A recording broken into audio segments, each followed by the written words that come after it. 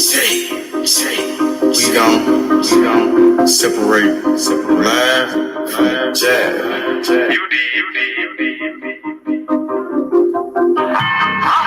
You might understand me.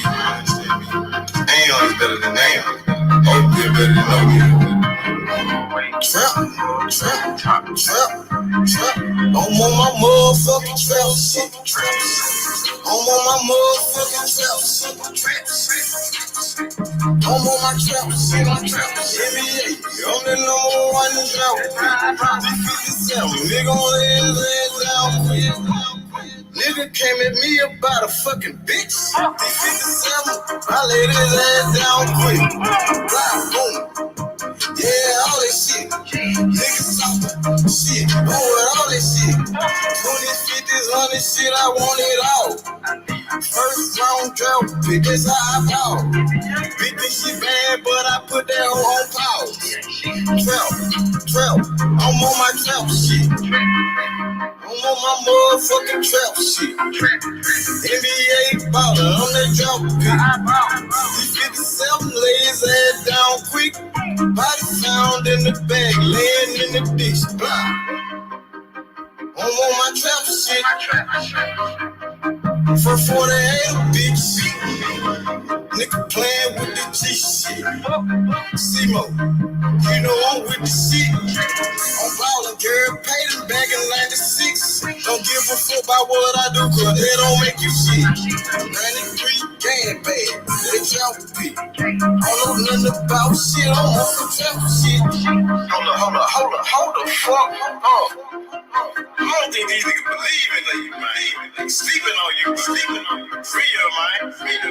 I thought you the number one trap pick. I'm on my motherfucking trap shit. I'm on my motherfucking trap shit. I'm on my trap shit. Yeah, I'm the number one trap pick. Close the door, turn off the phone. It's time for this meet. Had to grind for the shot is all the way on me. I'm on some trap shit, you niggas somewhere out there sleeping. Trap like a drive-through, they know I keep going mad, cause I keep on firing up that reefer. I told them face, got it, hold it down for my people. Ballin' like a motherfucking drop pick. D57, me gon' lay his ass down quick. These scared of so bad, that's all a nigga need. In my trap house, no sticks, stems, or no seeds. NBA drop pick, that's how I ball. 20, 50, 100 shit, I want it all.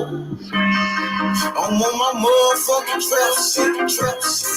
I'm on my motherfucking trap shit. I'm on my trap shit. NBA, I'm the number one drop pick.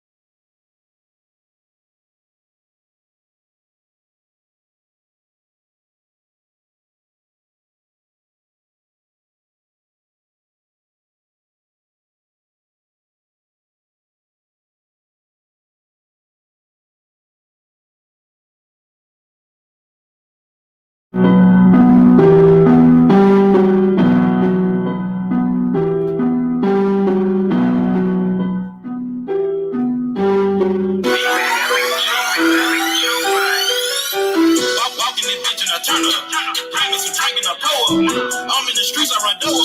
Speeding so fast I can't slow up. Speeding so fast I can't slow up. Speeding so fast I can't slow up. I speeding so fast I can't slow up.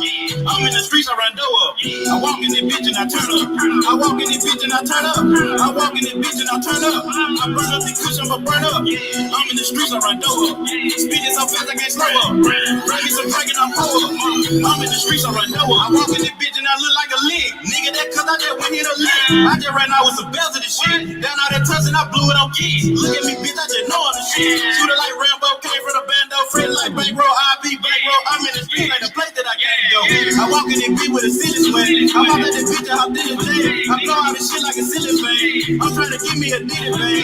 I'm trying to give me a ditty bang. Round, selling plenty grand. I done ran up plenty cash. I just rolled up a zipper gang. Burn up. Pop me some beats and I turn up. I barely can keep up with time. Pop on a nigga for dropping the dime. Red Ben Franks on my mind. I'm in the streets on my grind. I gotta sleep with that line. I'm who the streets came to sign. I'm walking this bitch and I turn up. Bring me some drink and I pour up. I'm in the streets, I run door up. Spinning so fast I can slow up. Spinning so fast I can slow up. Spinning so fast I can slow up. I spin it so fast I can slow up. I'm in the streets, I run door up. I walk in this bitch and I turn up. I walk in this bitch and I turn up. I walk in this bitch and I turn up. I burn up the kush, I'ma burn up. I'm in the streets, I run door up. Spinning so fast I can slow up. Bring me some drink and I pour up. I'm in the streets, I run door up. I'm a rich trap, I do what I want. I'm a rich street nigga, came out the corner. I live a life that these big nigga want. Pro medicine, I don't sip up a roll. Pay up a bill, I don't watch it for 12. I serve you on scale, let them motel. Fuck on the hell and make fuck on the jail. In the big cat, mouth check on my bed. Just turn to 20, turn to 50. Rocket designer looking like a G. I'm from the hood and now my nigga get it. If it got money, six figures, I'm with it. Go through your hood and I'm serving you, sir. Place up an order, I'm coming to serve. I'm in the street, I try jumping like her. Young mother, I'm in my hold up, free smurry, my nigga. Real street nigga from the brick. Fuck all these hoes, I can't beat out a bitch. Ride with a pound and a skeleton nigga. I'm in the jungle, I keep me a stick. I got a trap and I don't pay the rent. Double cup, won't get it big. Rolling up backwood behind tick. Walking this bitch and I turn up. Bring me some drink and I pour up. I'm in the streets, I run door up. Speeding so fast I can slow up. Speeding so fast I can slow up. Speeding so fast I can slow up. I speeding so fast I can slow up. I'm in the streets, I run door up. I walk in this bitch and I turn up. I walk in this bitch and I turn up. I walk in this bitch and I turn up. I burn up the kush, I'ma burn up. I'm in the streets, I run door up. Speeding so fast I can't slow up. Bring me some drink and I pour up. I'm in the streets, I run door up.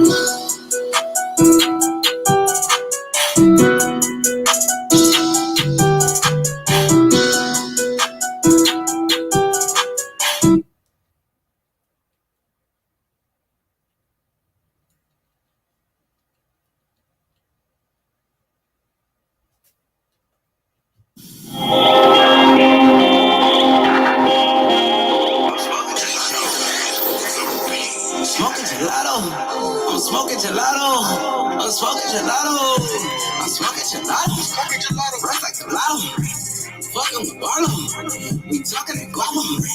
Call me a chamo. I fall like a rhino. She sucks and she swallow. Smoking gelato. I'm smoking gelato. Rest like the lotto. Fucking with Barlow. We talking in guava. Call me a chamo. I fall like a rhino. She sucks and she swallow. Smoking gelato. The fuck is you smoke? The fuck is you smoke? Smoking gelato. The fuck is you smoke? This shit right here is trying to jump. This shit here came from Oakland. Glued to the couch, man. I can barely focus. Took a fuck. Took up 5 in the back, what I got is stuff. Smoke. The fuck is you smoking? It smell like rest. Hell no, I can't even hold it. The fuck is you smoking? The fuck is you smoking? The fuck is you smoking? Gelato, get shit out of here. Roll it up, take a hit. I'm smoking gelato, rest like gelato. Fucking with Barlow, we talking with Barlow. Call me a chamo, I fall like a rhino. She sucks and she swallow. Smoking gelato, I'm smoking gelato, rest like gelato. Fucking with Barlow, we talking in guava. Call me a chamo, I fall like a rhino. She sucks and she swallow. Smoking gelato, I'm smoking gelato. I'm fucking with Barlow. I'm fucking with Zemo. I'm smoking that Pluto. Smoking that gas. The bitch with the ass. I'm smoking that gas. Blunts with the hash. I'm fucking with coke. My niggas be riding. I'm smoking the I'm chilling in Allen. Smoking Christian Louis, bitch, I'm fly than the plane itself. High than the plane itself. I'm dripping like the rain itself. OGs and gelatos. Rolling back the faces for my nigga, Free Milo. Yeah. Pull up in the trap and I roll OG. Then I fuck around in a pot 3B. Rolling out the pound in it supreme. Burning her down while I'm sipping codeine. I'm smoking gelato. Rest like gelato. Fucking swallow. We talking to guava. Call me a trauma. I pop like a rhino. She sucks and she swallow. Smoking gelato.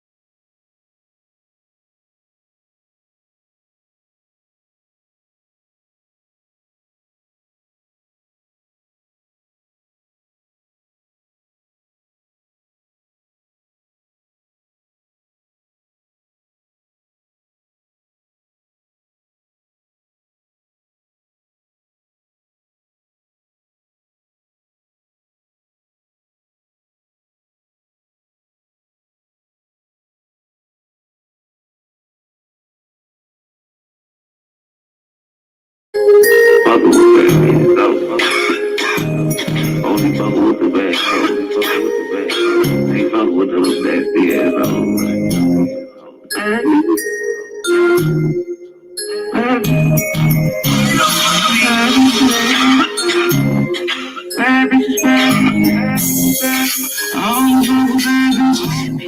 I ain't fucking with the broke bitch. I don't fuck with bad bitches. A bitch with her own shit. I only fuck with bad bitches. A bitch with her own shit. I only fuck with bad bitches. You fucking with a real pimp. Do my thing, nigga, do my thing. Shit, hot boy, nigga, Julie. Bad bitch, no, she can't be right. Young nigga, y'all go inside. You might hit him with 100 rounds. Yeah, young nigga love smoking loud. Bad bitch, you know they all around. She making me the fuck. I just want the mouth. Smoking on your queen. You know about my cream. Post it on. We smoking on. Yeah, BP got that petrol. OG and Gillette. Young gas man petrol. She 18, nigga, let's go. I don't fuck with bad bitch. I ain't fucking with no broke bitch. I don't fuck with bad bitch. A bitch with her own shit. I only fuck with bad bitches. A bitch with her own shit. I only fuck with bad bitches. You fucking with a real bitch. Well, I was more relaxed with 3 women. I had a period of 5 at one time. You know, I was more comfortable with 3. 3 is my favorite number. A lot of G. Fucking hoes like I'm sugar slim. Young nigga, I be going in. Bad bitch, nutted on the G. Ride the dick like a whip. She know to talk shit. She make my money clap. You fucking with a pimp. 100 bitches, Will Chamberlain. It's a rap nigga flavorless. Your bitch say I'm her favorite. queen. You know I'm about my cream.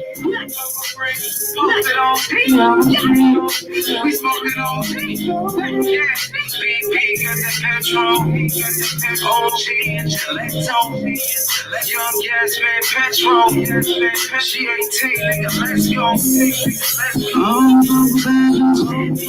I ain't fucking with no broke bitch. I don't fuck with bad bitches.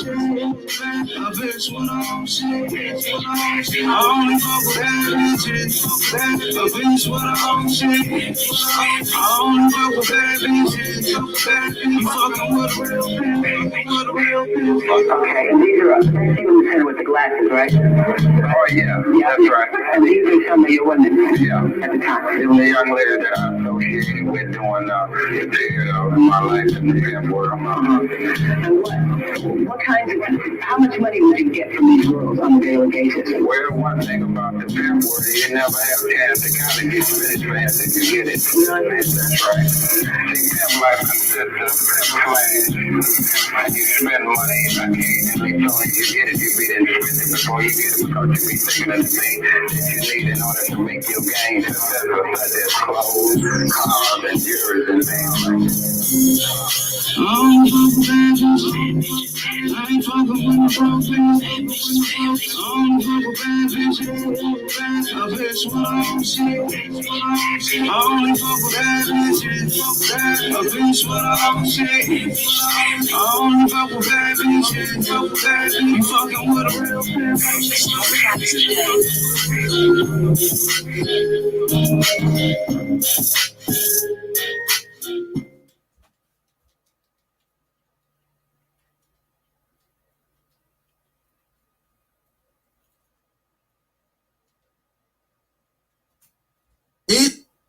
It's your boy, Pipers Animal TV. Plug to the streets, man. When you trying to get your shit in the streets, need you to come holler at me, who I got in the building with me. Got a little socket, nigga. Beat shoot the kid, you hear me? Real time. Where you coming from, nigga? Cleveland, Mississippi. I'm from Delta. Delta, Cleveland, Mississippi. You got some hot shit for me? Come on, bro, let's get it. Let's go. Let me hear that shit, We don't nigga. wait no time with it. Yo, let's go. Man, this shit so gangsta. I ain't even gonna lie to you. Yo, Damn. what I say? Shoot the kid again, nigga. Yo. I'm in the better when I'm out the pills. He talking to me, put the tray to a grill. Slide through the A trying to kick me a kill. Post on the 9 trying to kill me a hat. Feeling like Warner, let's speak on the fat. Smoking up to the face out the pack. Eat me for baby, they know on me. They know how to be. Yo. Lick on the wood, nigga know to be ready. Ain't in the slam and he just no tilling. He come home slamming shit like he milling. Got on my ass, I got tired of discretion. My bitch got a body, she came with a billy. Bows in the attic, I'm feeling like Billy. Bows in the attic, I'm feeling like Billy. Yo, boy, it's an if and then. If I hop out that car, boy, you know we gon' spin again. I'ma call him my evil twin. This a Q37, you know we gon' spread the fin. And ain't no not to fuck with me. Doing so out of town, ain't no nigga touching me. And ain't no nigga booking me. I ain't squashing no B nigga, know that this stuff is yo.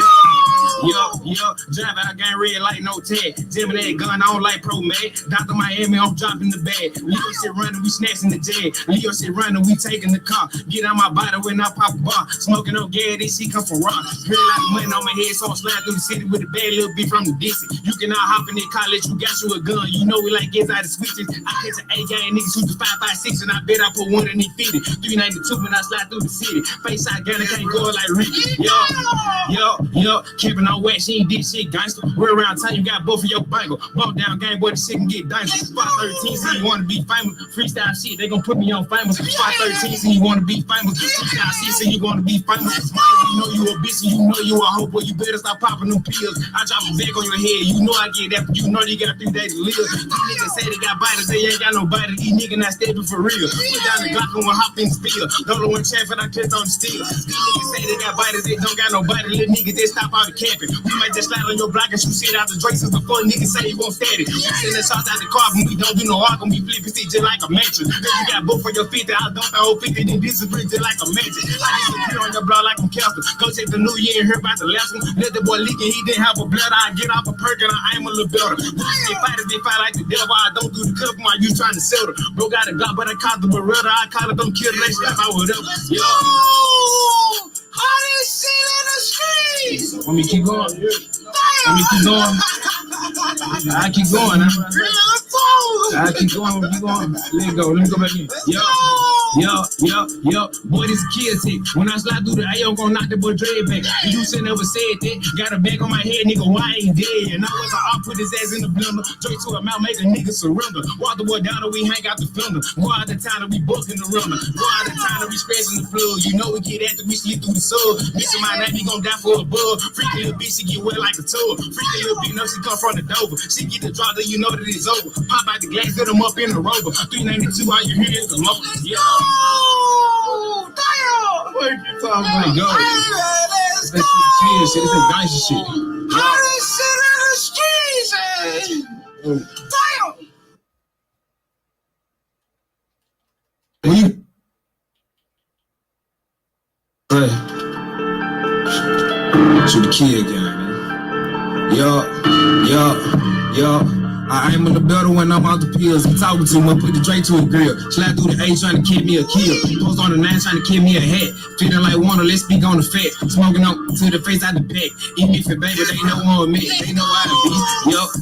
Lick on the wood, nigga know to be ready. Ain't in the slam and he jetting no telling. He coming home slamming shit like he million. Got on my ass, I got tired of disgracing. My bitch got a body, she came with a billion. Bows in the attic, I'm feeling like Billy. Bows in the attic, I'm feeling like Billy. Yo, boy, this and infinite. If I hop out that car, boy, you know we gon' spin again. I'ma call him my evil twin. This a Q37, you know we gon' swear the fin. And ain't no not to fuck with me. Doing so out of town, ain't no nigga touching me. And ain't no nigga bucking me. I ain't squashing no B nigga, know that this stuff me. Yo. Drive out, gang red light, no tag. Jamming that gun, I don't like pro man. Dr. Miami, I'm dropping the bag. Leo shit running, we snatching the jag. Leo shit running, we taking the car. Get out my body when I pop a bar. Smoking no gas, this shit come from rock. Heard a lot of money on my head, so I'm sliding through the city with a bad little bitch from the distance. You cannot hop in that college, you got you a gun. You know we like gets out of switches. I catch an A-gang niggas who's the 5.56, and I bet I put one in his 50. 392 when I slide through the city. Face shot gun, I can't go like Ricky. Yo. Camping on wax, she ain't did shit gangster. We're around town, you got both of your bangle. Walk down game, boy, the shit can get dangerous. Spot 13, so you wanna be famous. Freestyle shit, they gon' put me on famous. Spot 13, so you wanna be famous. Freestyle shit, so you wanna be famous. You know you a bitch, and you know you a hoe, boy, you better stop popping them pills. I drop a bag on your head, you know I get that, but you know you got 3 days to live. These niggas say they got biters, they ain't got no biter. These niggas not stepping for real. Put down the Glock and one hop in the field. Don't know when chaffing, I clipped on the steel. These niggas say they got biters, they don't got no biter. Little niggas, they stop out the camping. We might just slide on your block and shoot shit out the Drakes before niggas say you won't stand it. We send the shots out the car when we don't do no arc, and we flip it just like a mattress. Then you got both for your 50, I dump the whole 50, then disagree just like a mattress. I disappear on your block like I'm Casper. Go check the new year and hear about the last one. Let the boy leak and he didn't have a blood. I get off a perk and I aim a little better. They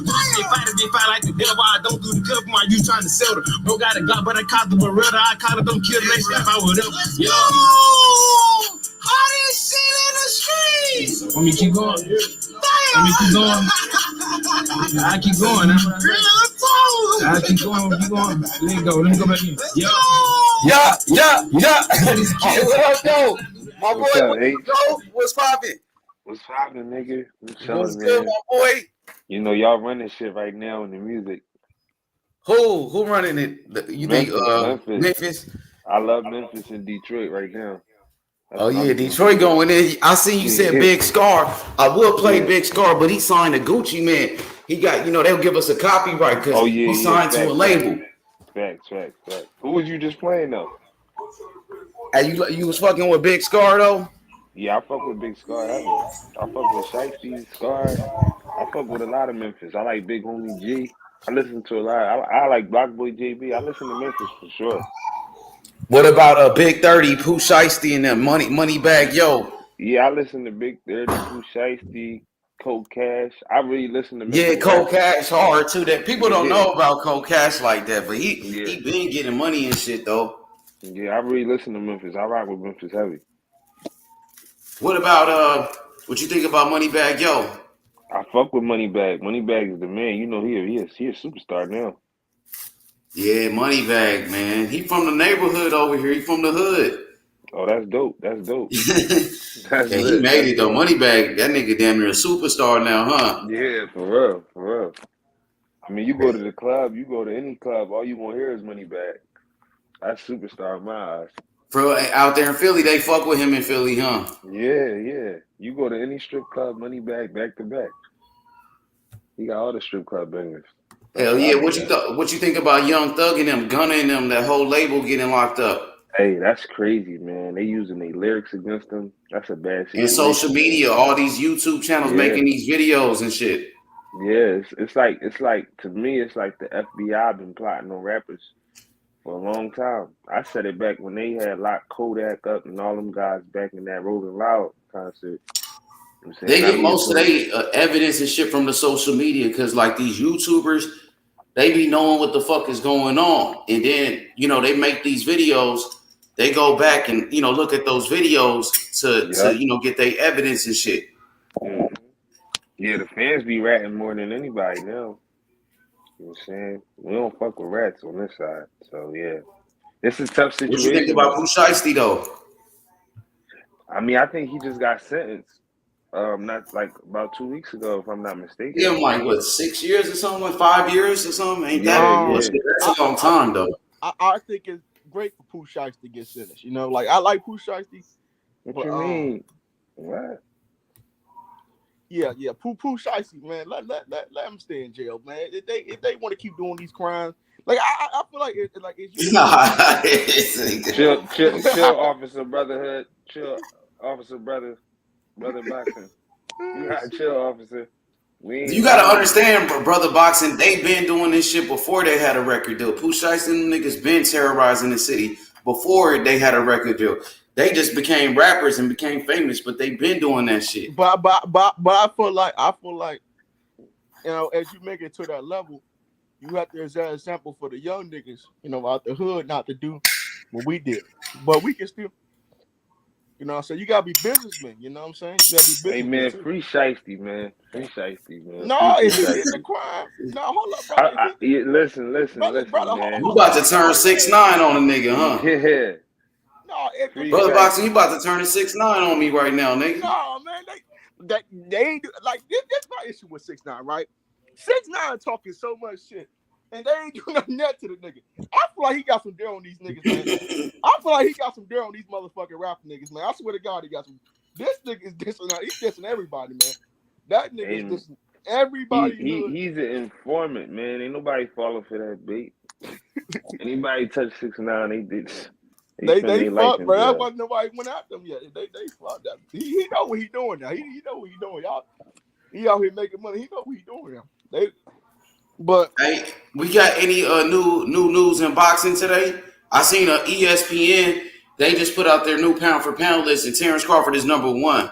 What y'all think about Terrence Crawford being the number one pound for pound now? I know, brother boxing. That's what you've been saying. Philly Zoe, what's your thoughts on that? Terrence Crawford now the number one fighter in boxing.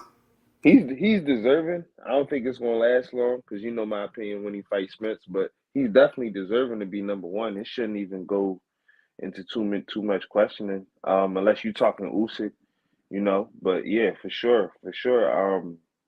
Bud is deserving of number one, man. He's been doing it for a long time. He's undefeated. He got a knockout streak that's amazing. Even though we didn't get the fights we wanted to see, I mean, he's still getting them guys out of there. So. Respect to Bud. Hell yeah. Hey, look, Earl Spence, he really needs Terrence Crawford at this point. Terrence Crawford is already the number one fighter in boxing without Earl Spence, without fighting him. The only way Earl Spence can become number one pound for pound is if he beat Terrence Crawford. So right now at this point, nigga, Earl Spence damn near begging for a Terrence Crawford fight right now. At one point, he was saying, I don't need you. I'm going to do this. I'm going to do that. But now he needs Terrence Crawford. They need Terrence Crawford, bro, right now. I've been trying to tell. Hold up. I've been trying to tell niggas that Crawford was always number one. People has been. Yep, you did say that. Yep. And I said Canelo was overrated, and I said that shit. I said he's overrated. Yo, I did pick him out. I said he's overrated. I think that we look at the resume. When we look at Canelo's resume, let's just be honest, man. Canelo, his best wins are against old guys, bro. His best wins are against old guys, bro. We gotta just be honest. Triple G, you think Triple G was an old guy when he beat him? Yeah, Triple G was about 36 years old, 37 years old, bro. I want to say one more thing about Terrence, though. I feel like the reason why Terrence need EJ, because if Terrence get this win, to me, it does more for his legacy as a fighter. Terrence really could retire after beating EJ. And he, to me, at least. No, bro, we going 154. Now, if Terrence retired right now, Zoe, Terrence Crawford be a first ballot Hall of Famer. He's already a 3-division champion. He'll be a first ballot Hall of Famer. Hold on, Philly. Hold on, bro. Hold on. Now, let him finish, brother Boxing. You go ahead. Just let him finish real quick. Go ahead, Zoe. Two-time undisputed. To me, like if EJ get this win, EJ is top welterweight of all time. You talking about Crawford being a top fighter? Man, EJ, no, hold on, wait a minute. Relax, brother. Let him finish though, brother Boxing. Go ahead. To me, if Terrence Crawford get this win after clearing out all the divisions he cleared out, 2-time undisputed in this era of boxing, I'm looking at Terrence Crawford as a top 20, top 15 fighter all time.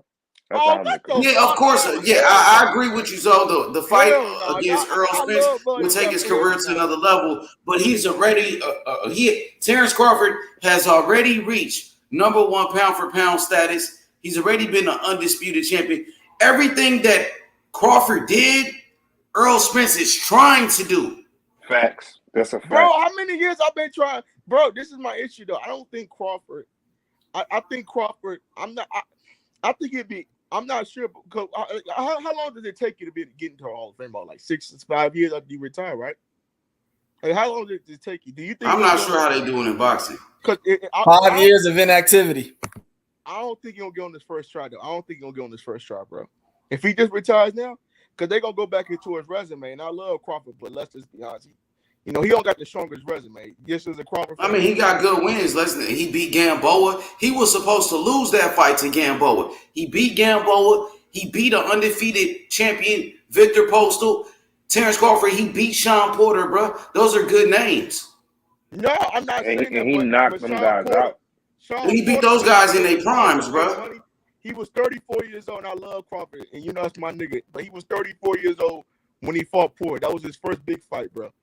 No, what about Gamboa? Gamboa was a big fight. What you mean? That wasn't his first big fight. What'd you say, Hype? Brother Boxing is lying. That wasn't his first big fight. I didn't say it was his first big fight. You just said that. His first big fight since Gamboa, bro. But What about Victor Postal, who was an undefeated champion in a unification? Yeah, that was a big fight, but he didn't have the cliche that Sean Porter has. But he was an undefeated champion who just knocked out Lucas Matisse, and he was an Olympian. Correct? Yeah. You're right. I'm not saying that my nigga Crawford don't got wins. He definitely do. But when we talk about top 15, top 20, that's kind of hard, to put him up there with those guys. But he will finish as the top 50 probably. Nah, he's not a top 15 by no chance. But you know who his career is similar to as far as this era? Mm-hmm. Mike McCallum had a similar career as far as just having a lot of time where he was unable to get the big fights. Mm-hmm. But even then, they took in consideration the fact that he just couldn't get the big fights. It was out of his control. Yo, hypey though. They still put him in.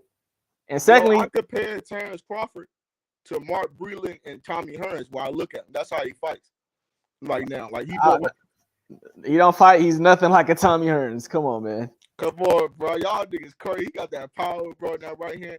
He be catching niggas, man. He be knocking niggas out. I don't care what nobody say, bro. Now, I'm not saying he's not like Tommy. I'm saying he reminds me a lot of Tommy Hearns of this era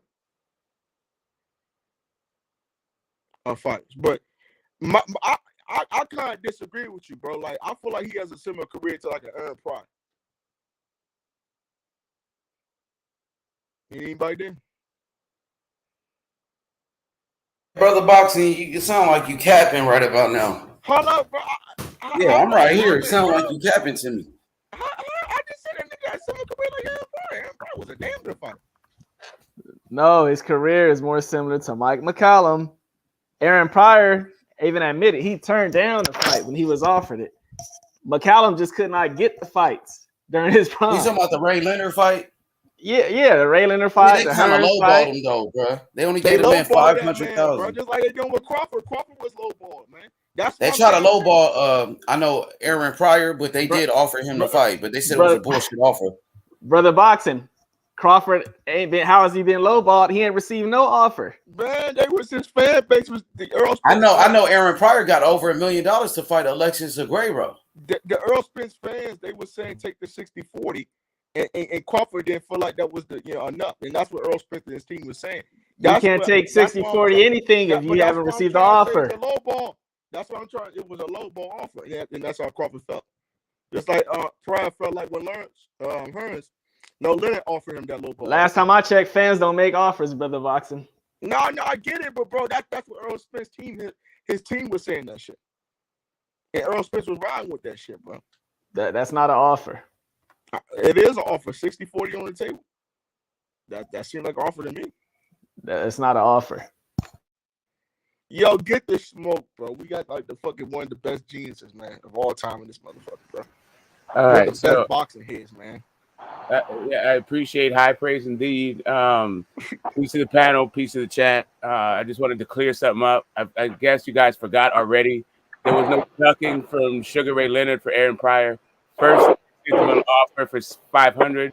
Then they sent him an offer for $750. They agreed to $750.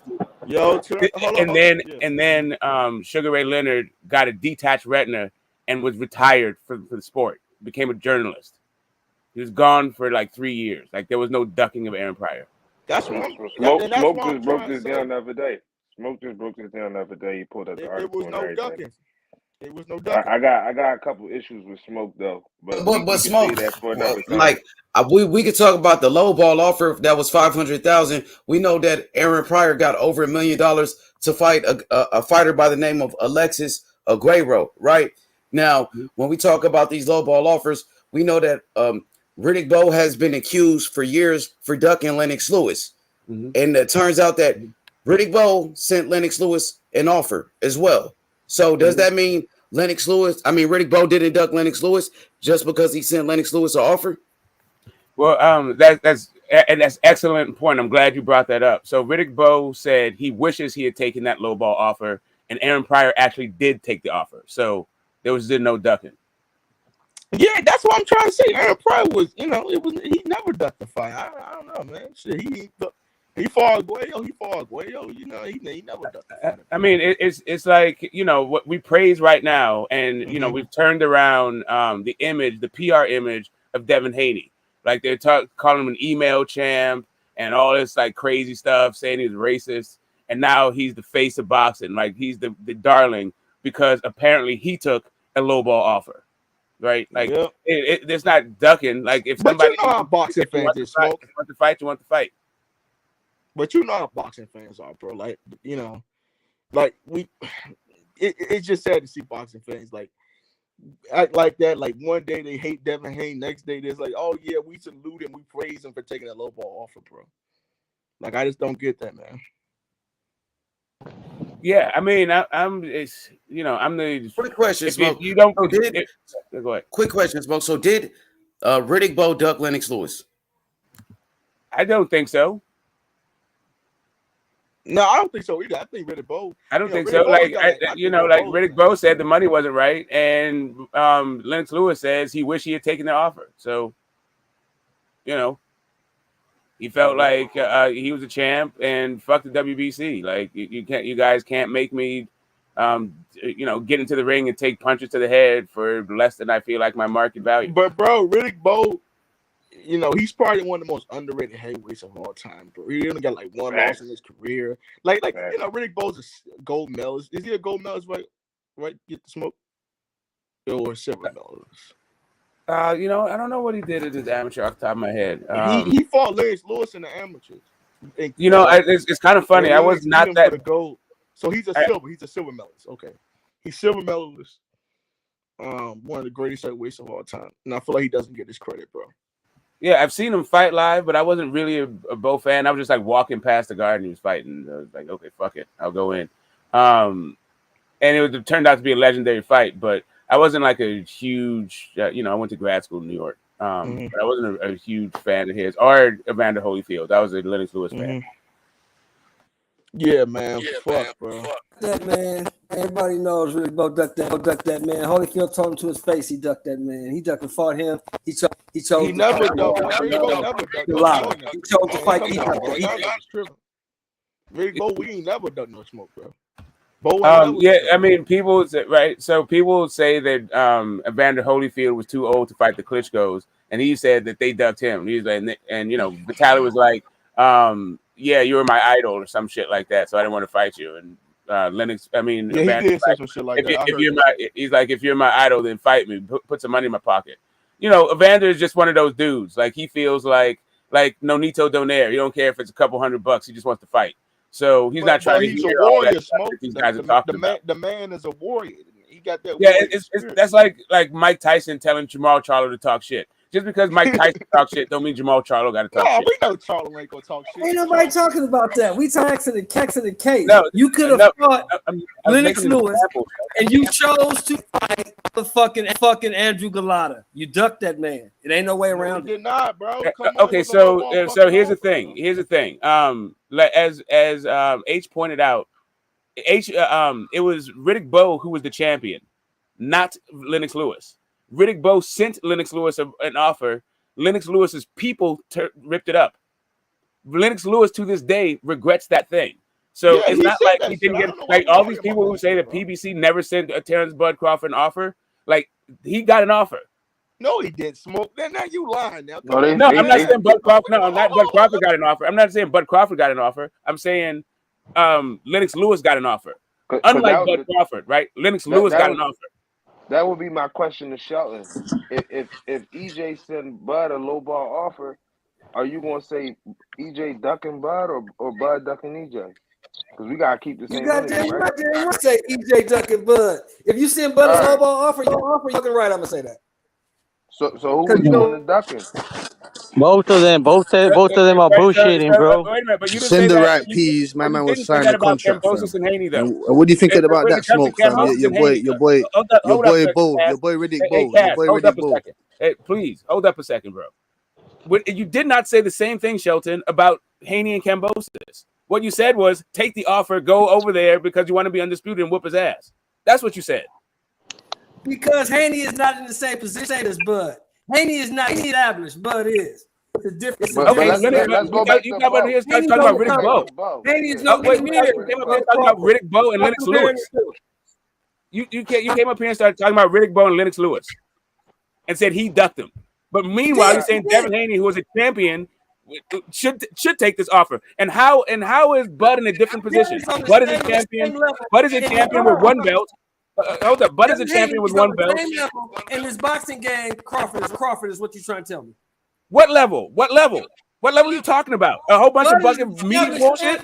3-division world champ, 2-time lineal. Who gives a fuck about that? And what does that matter? And how did that? And how did that help?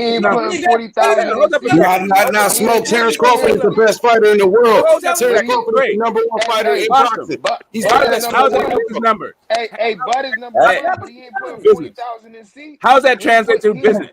That what you tell me? How is that translated into sales? Are you saying they're in the same level? How's it translated to sales? I'm not asking you that. I asked are you saying it's the same level fighter? Are they the same level of accomplishments? When it comes to sales, when it comes to sales, I'm answering your question. No, I don't want you to ask me a question. I'm trying to answer your question. When it comes to the relevant, what the hell sales they have to do with this? Because we're talking about offers for money. Because we're talking about money right now.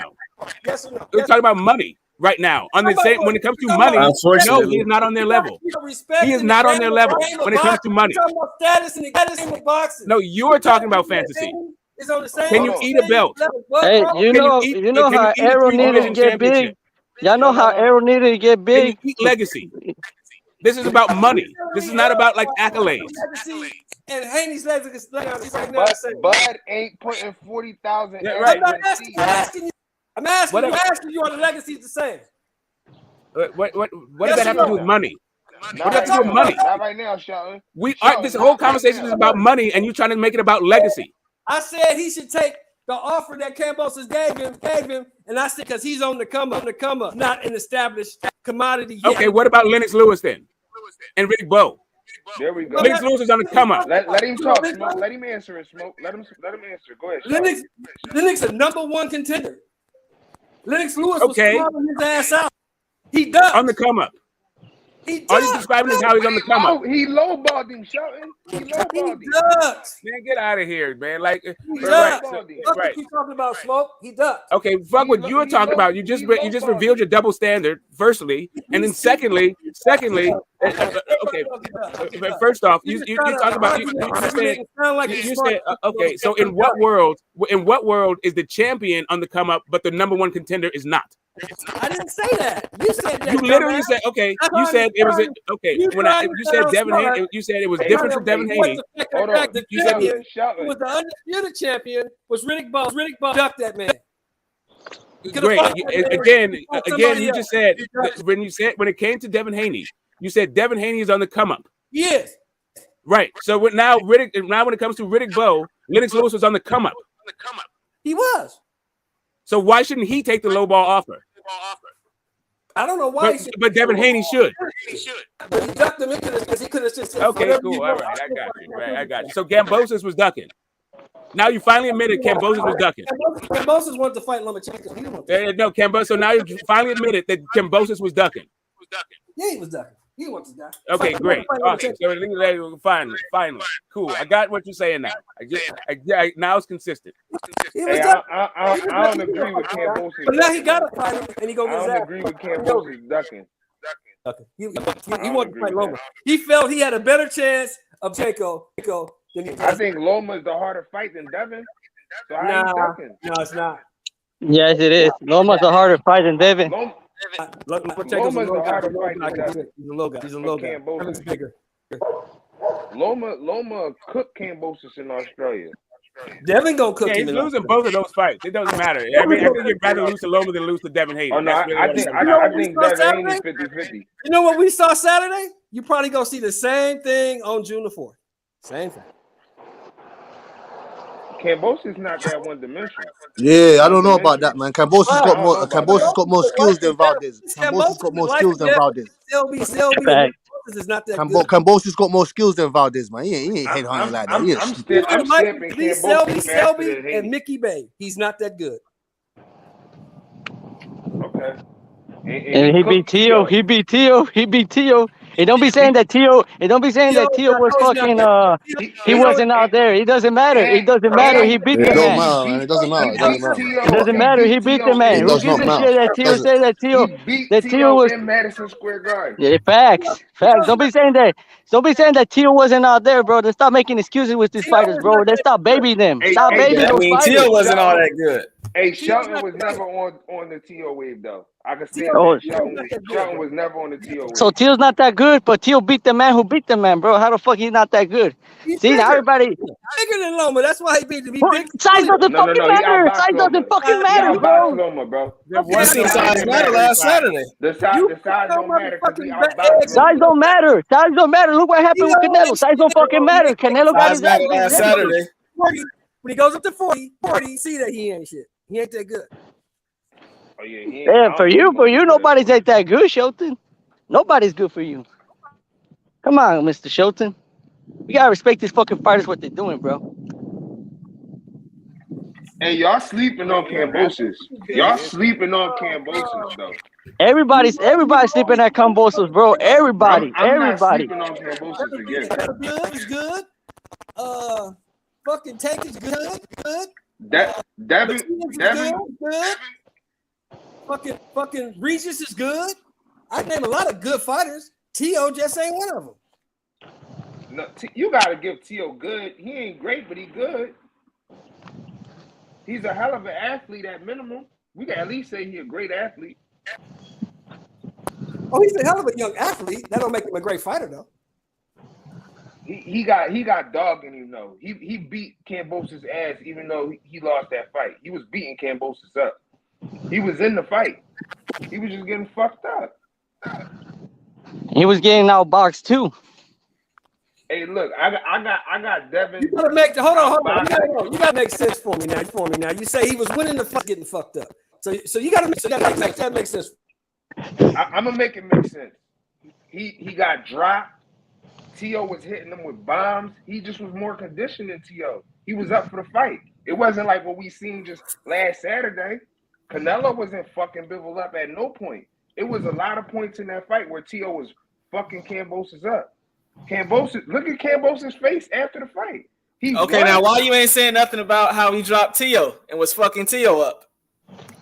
I don't need to say that. He won the fight. Because you biased. Hold on, I'm not biased. Hold on, real quick. If you're gonna just put words in my mouth, Kambosos won the fight. I just said don't sleep on Kambosos versus Haney, but he took a beating winning that fight.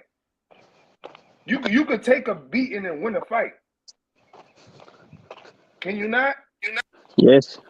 And that's what I'm telling that's you. What I'm saying. He's gonna take another beating on the 4th. It's this time he's not gonna win. But he's gonna take He not getting washed though. That's what I'm saying. He's not gonna get washed.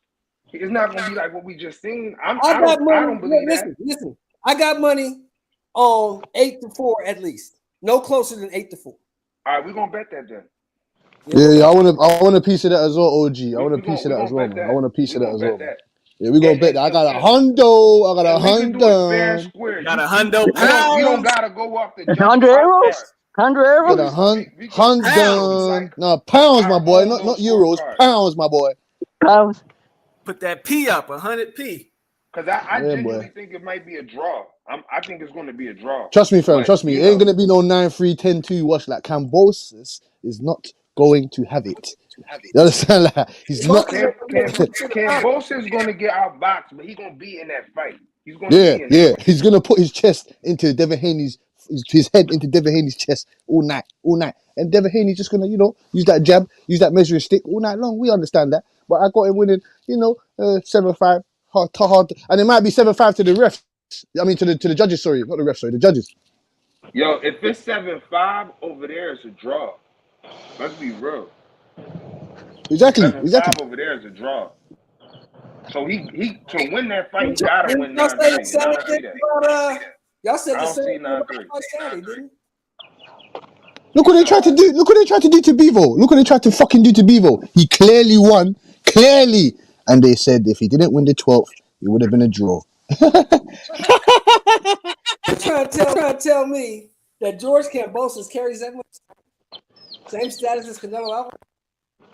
No, it's just the fact that he's in Australia. He's the A side. He's in Australia.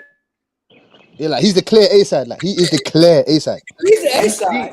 You seen Manny Pacquiao? Yeah, bro. Why a lot of people looking over Kambosos, bro? Why a lot of people looking over Kambosos, bro? That shit don't make sense. Because they think he's not that good. They think he's not that good. I'm gonna be if Kambosos beat Haney, bro. I'm gonna be laughing my ass off, bro. Shit. I mean, like people think he went life and death with fucking Lee Selby and Mickey Bay. He's not that good. Yeah, exactly. That's all. It's just not that good. Like people knew that B-ball was good. Like most people thought that Canelo was just gonna get a robbery.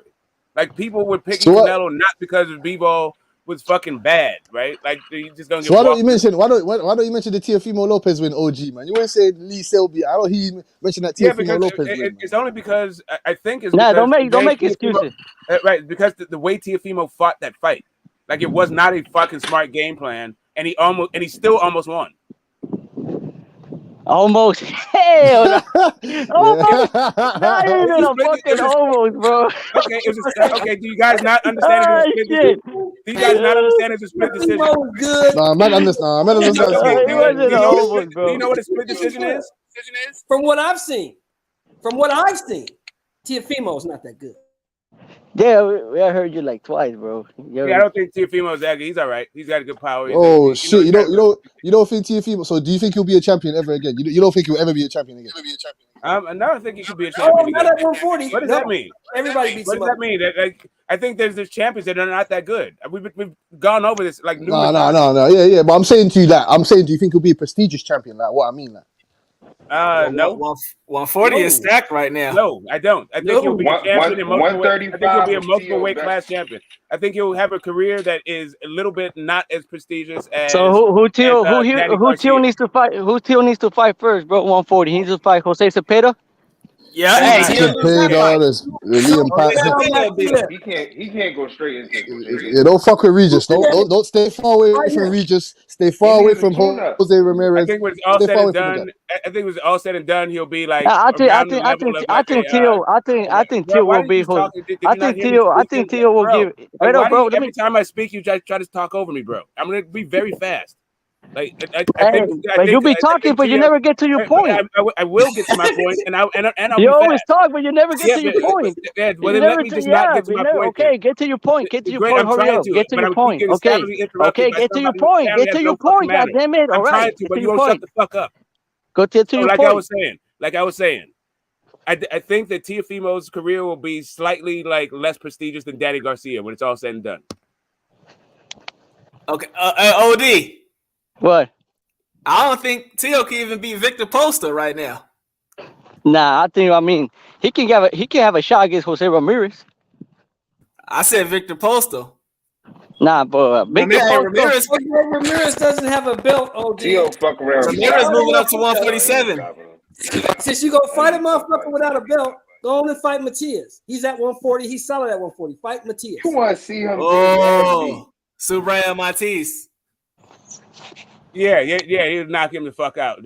That's a horrible fucking fight for Tio. That's the hard fight for anybody in that division. Yeah. For Matias? Matias is just heavy-handed. He giving everybody trouble. And he can take all. He can take all that. He takes all you can deliver, and then gives back more. Right? Like, nah, you're not like Tio's chin. Yeah, he ain't unbeatable though. Matthias is a monster. 140 better is fucking you up. No, he's a monster. But he ain't undefeatable though. I seen it. You get me? He got beat by that Russian cat, fam. You get me? You just need some skills to beat that guy. Came back in his last He fight. came back.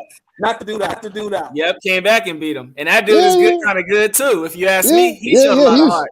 He is. No, I'm just saying there's some holes in his game. There's some holes in Matthias's game that you can expose, isn't it? Yeah, you get me? All these dudes got holes in their game. There's some holes in the game that somebody.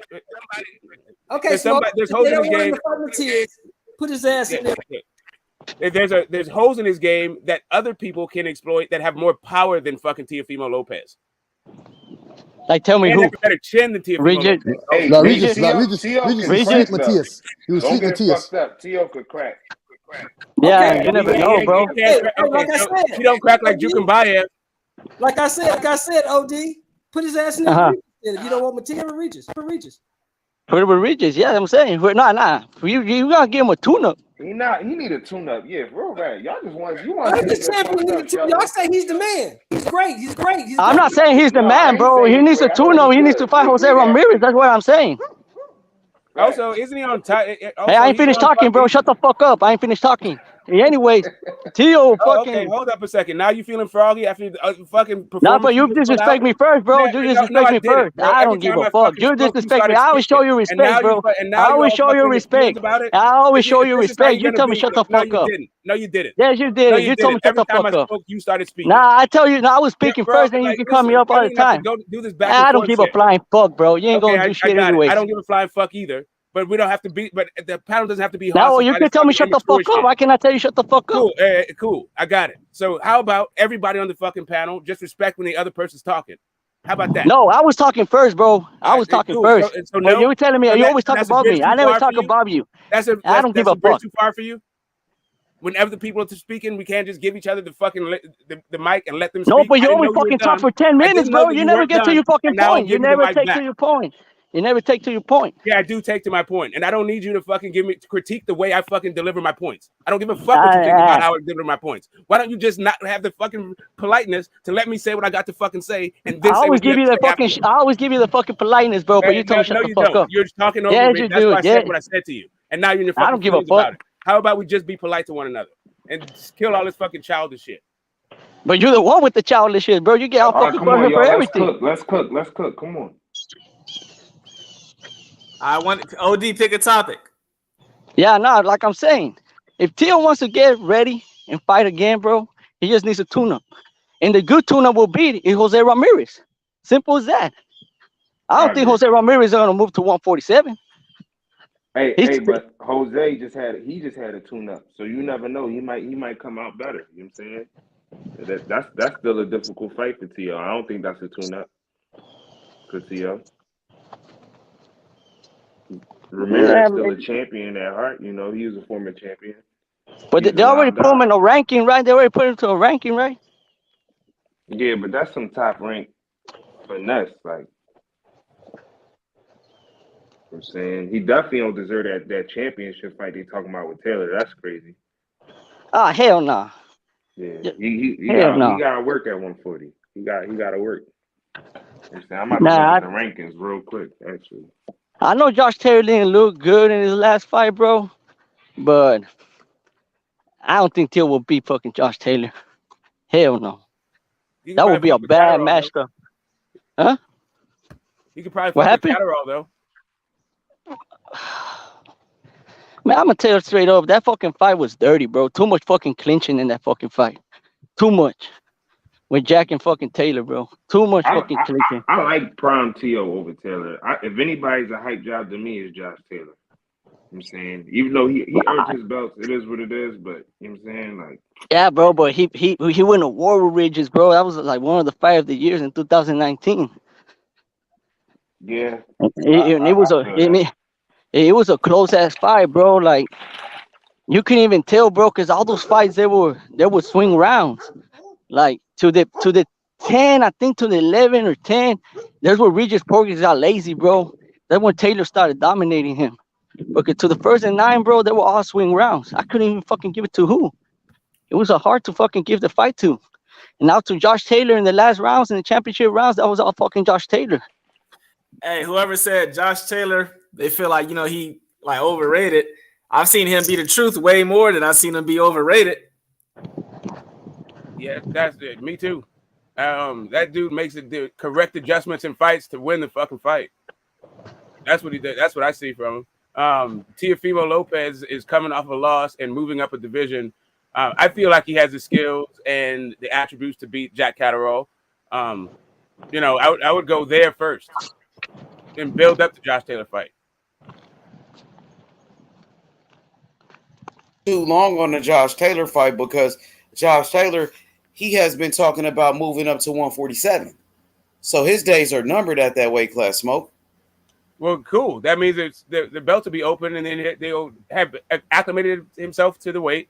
Hopefully, have got a win over like a top guy who maybe should be a champion anyway, and he's ready to compete for a belt at 140. It'll be a 2-division champ. To get that name on your resume, Josh Taylor, if you want to make that fight, you got to hurry up and take it because Josh Taylor, he will be leaving the division. And Josh Taylor is a fighter that's on the pound-for-pound list with a lot of accolades that you would love to put on your resume. Yeah, but you don't need Josh Taylor right now coming off a loss. You already got T.O., which is a better fucking win than Josh Taylor. Like, fuck that. We need Josh Taylor. What's a better win than Josh Taylor? We need Josh Taylor. But you can catch Josh Taylor at 147. No, we catch him at 140. Right now, where he's the undisputed champion for all the belts. Okay, so he's coming off a loss. He hasn't fought at that weight. No, we don't care about that. He won that fight though, Smoke. They gave him the decision though. Are you saying all right? So Josh Taylor, first off, they're saying that he's not even fighting at 140 anymore. So you're saying that he has one more fight at 140. And no, I'm not saying if he's gonna move up, he's gonna move up, Smoke. That's all I'm saying. I'm saying that Teofimo should have one fight, and you're saying no because he's gonna move up. So if he's gonna move up, it's not like Teo's gonna spend years at 140. Teo can fight this dude at 147. Smoke, you're a sick man, you know. How did you try and switch up the narrative saying that he lost his last fight? He did lose his last fight. No, he didn't, fam. Last time I checked, Josh Taylor won. Yeah, the last time I looked, Kambosos won. Teofimo Lopez is coming off of a loss.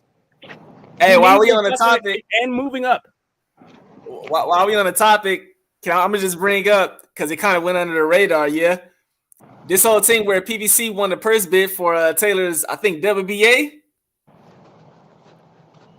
When you find out, what was that? That was a couple weeks ago, I believe. Okay, it was the only one that even submitted a bid on it. It was a pretty low bid, but for Puerto against Puerto. Vacate the team, against Puerto. Wait. A purse bid? Yeah, for Puerto, Josh Taylor and Puerto. I think it's Alberto Puerto, and it was 47 grand or something like that. Yeah, man. Some wicked bid they put in, and I think he's going to vacate the team, yeah? How much Josh Taylor they were gonna give him? No, it was a purse bid. It was a purse bid. Yeah, pretty low, very low. How much? Low enough. I don't think It was 40. Taylor Is that 47 back? It was that 47 grand. It was that 47 grand. $47,000. So yeah, man. I think they're gonna chuck the belts in the air, make them fight for it, man. Ramirez, Progress, Sabrina Matias for the IBF. You get me? What's going to be Puello versus I'd have to look at the list to see the next. Yeah, no, the Ecuadorian cat, the Ecuadorian cat. I forgot his name. Oh, Zine. Yeah. Yep. I want to see about this Ryan Garcia and Pitbull. Pitbull. That fight ain't gonna happen, bro. It should fucking happen, man. Yeah, but it ain't gonna fucking happen. He's gonna be a bitch to do it. No, Ryan Garcia can't be talking that shit. It's not gonna happen, bro. Ryan Garcia's with Golden Boy, the WBC. They can order whatever they want, but Golden Boy don't have to make that fight happen. It'll be a good fight. I want to see it. But Smoke, it's not gonna happen. We just seen Golden Boy didn't make no fight with Charlo and Munguia. They didn't make the fight with Virgil Ortiz was the number one contender for Crawford. They went to go fight McKinson, and also what else? Fucking they can't make any big fights. Ryan Garcia could have fought Devin Haney for the world title. Ryan Garcia could have fought Devin Haney in his last 2 fights if that's what the Golden Boy wanted. Yeah, they're not going to make the blood clot fight for Ryan Garcia. Even though I give Ryan Garcia a chance. Ryan Garcia, one of the biggest punchers in boxing. And yesterday, we created a list talking about the biggest punchers in boxing. Ryan Garcia is one of the biggest punchers, bro.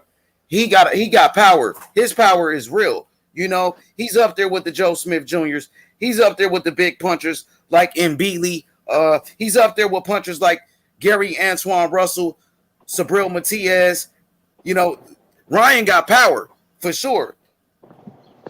And if he catch you, Ryan to put you out. He'll knock out, bro. He got the power to knock out anybody, bro. That's a fact. People don't believe it though. They not sold on Ryan. Strong though. Cruz strong. We seen Tago in his last fight. Man, that boy was running from Ryan Garcia. You can't deny that shit. Yeah, he ran the whole fight for sure. Yeah, he not come to win. Ryan, his power is real though, Hyphy. He got real power, bro. That shit is not a joke. His left hand is not a joke. I mean, both of them his hands, bro. He still dropped that dude too with his fucking sloppy ass footwork. He's getting better though, Smoke. I see improvements in Ryan Garcia. No, I'm saying that like to punch with speed, accuracy, and power, usually you have to have the correct footwork. But there's some guys who have power, so even if their footwork is sloppy, they can still generate enough power to drop them. That's what I meant. Wilder does the same thing. You know who I was watching yesterday? I was checking out that boy, Dirty Coast. They call him the knockout doctor from Cuba. Smoke, he's definitely one of the biggest punchers. He's definitely one of the biggest punchers. Dutukos is on it still. Cruiserweight, his knockout percentage is like 90% or something. Yeah, Dutukos is on it. Dutukos is on it. Can't lie. Hey, H, did y'all put OD? Yeah, y'all put Devin Morrell on right there too. With the power, he's one of the guys that we're looking at. But right now, when I look at just power punchers, I'm just give you a few names. You got Triple G, Nakatilia, Rung Vasai. Rung Vasai. He's on there. You still got guys like Wilder, Tank Davis, Ryan Garcia, Better Beef, Inoue, Nonito Donaire, Anthony Joshua still, Mbili, Virgil Ortiz, Gary Antoine Russell, Sabril Matias, Terrence Crawford. What about Canelo Nero?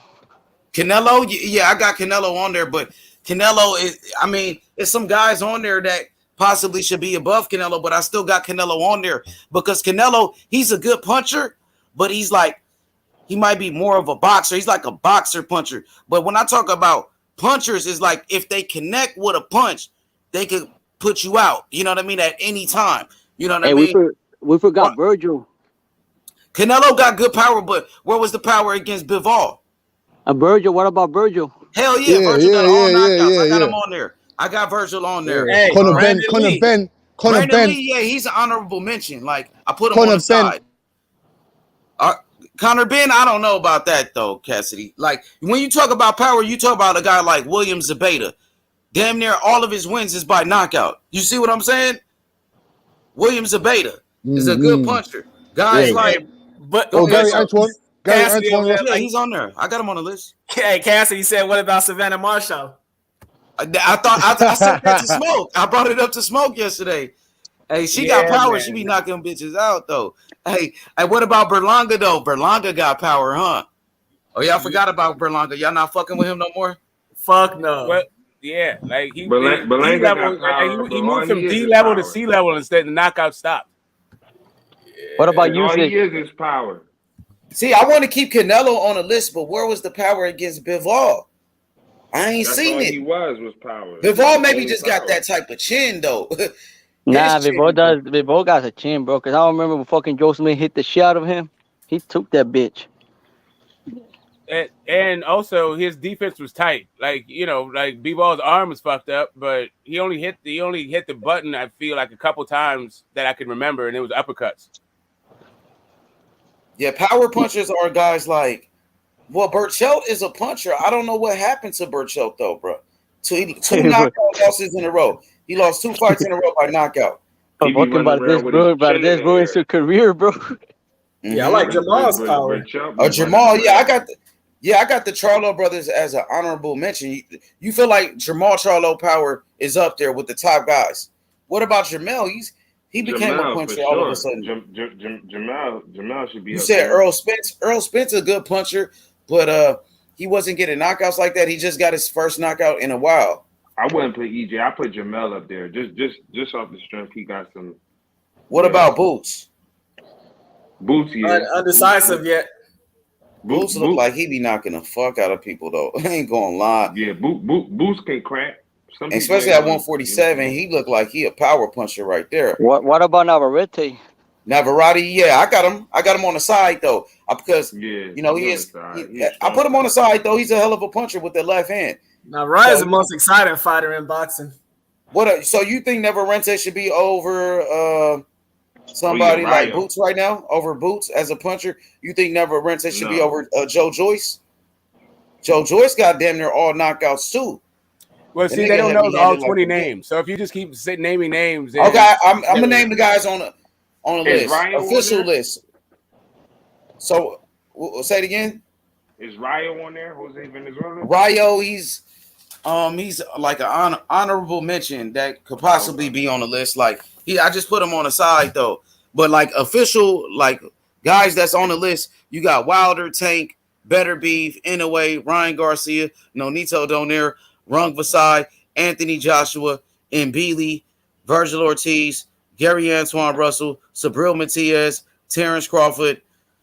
I got Canelo. I still got Canelo on there. Nakatilia, Triple G, Joe Joyce, and that's 17. So after 17, it gets kind of shaky. But maybe after Triple G, because Joe Joyce is a good puncher, but I don't know if he's like, you know what I mean? I'm going to stop at 17. Boots got a 93% knockout ratio. 93%. Joe Joyce go ahead. Boots got a 93%. Exactly. That's what I'm saying. Boots is like. Go ahead. Okay, go ahead, bro. No, go ahead, bro. Go ahead. You got it. Now, what about best counter punching? I got Shakur number 1, best counter puncher, bro. Yeah, that's gonna be a whole nother list. We gotta create some. I got the skills though. I got a list for all skills. So like skillful fighters, who mastered the sweet science. You got Tyson Fury, Usyk, Frank Sanchez, Devin Haney, Lomachenko, Shakur Stevenson, Gary Russell, Demetrius Andrade, Bivol, Robesi Ramirez. Yeah, Robesi's one of them. He's one of them. You got Robesi. I got him on the side though. So we got Ioka, Chocolatito, Stephen Fulton, MJ, Canelo, Tony Harrison, Caleb Plant, Kambosos, Luis Ortiz, Ugas. But on the side, you got a lot of guys that we got to put on a list. People like Marius Breedis, Victor Postal, Rigondeaux, Arislandi Lara, Sander Martin, the guy that beat Mikey Garcia. You got Richardson Hitchens. I think Richardson Hitchens underrated boxer. Ali Rivera, Michelle Rivera, good boxer from Dominican Republic. Jerron Ennis, Boots Ennis, very good boxer, very slick. The Charlo brothers. What about the Charlo brothers? You know, just Jamal, because you like Jamel goes too Jamal. wild. Jamel goes too wild, Yo, bro. I think there's some good I boxers, the feel like Charlo brothers, underrated boxers. even But though these Kenneth go. Sims, I feel Huh? like Kenneth Sims got skills. Oh yeah, Kenneth Sims Jr., underrated boxer. He can Yeah. box. You're right. Sonny That motherfucker can Edwards. box. Sonny Edwards. Sonny Edwards from the UK. Yeah. Billy Joe too, but he's like damn near Oh retired. yeah, Billy Joe. Nah, yeah, he already living the fast life. How Motherfucker you weighs feel 200 about the- pounds already. And one that might not get a mention, but Craig I think Richards. is well deserved and would be Stanionis. Stanionis, yeah, I got him on the Yeah. I got him on the side though. He's not on the official list yet, but like the guys like that's on the side. That's we thinking about putting them on there. So, You know, we so I guess it's the ones that you just mentioned. Which ones should be taken off, right? Yeah, like some guys. Just go through the list one more time, H. And Okay, then so who shouldn't be on there? all right, I'm gonna start off with we got Tyson Fury. These are like official list members. We got Tyson Fury, Usyk, Frank Sanchez, Devin Haney, Lomachenko, Shakur Stevenson, Gary Russell, Demetrius Andrade, Dimitri Bivol. I got Tank Davis on there. I feel like he got skills, but if you guys want to take him out, we could possibly take him out. We got Ioka, Chocolatito, Stephen Fulton, MJ, Canelo, Tony Harrison, Caleb Plant, George Kambosos, Luis Ortiz, your Dennis Ugas.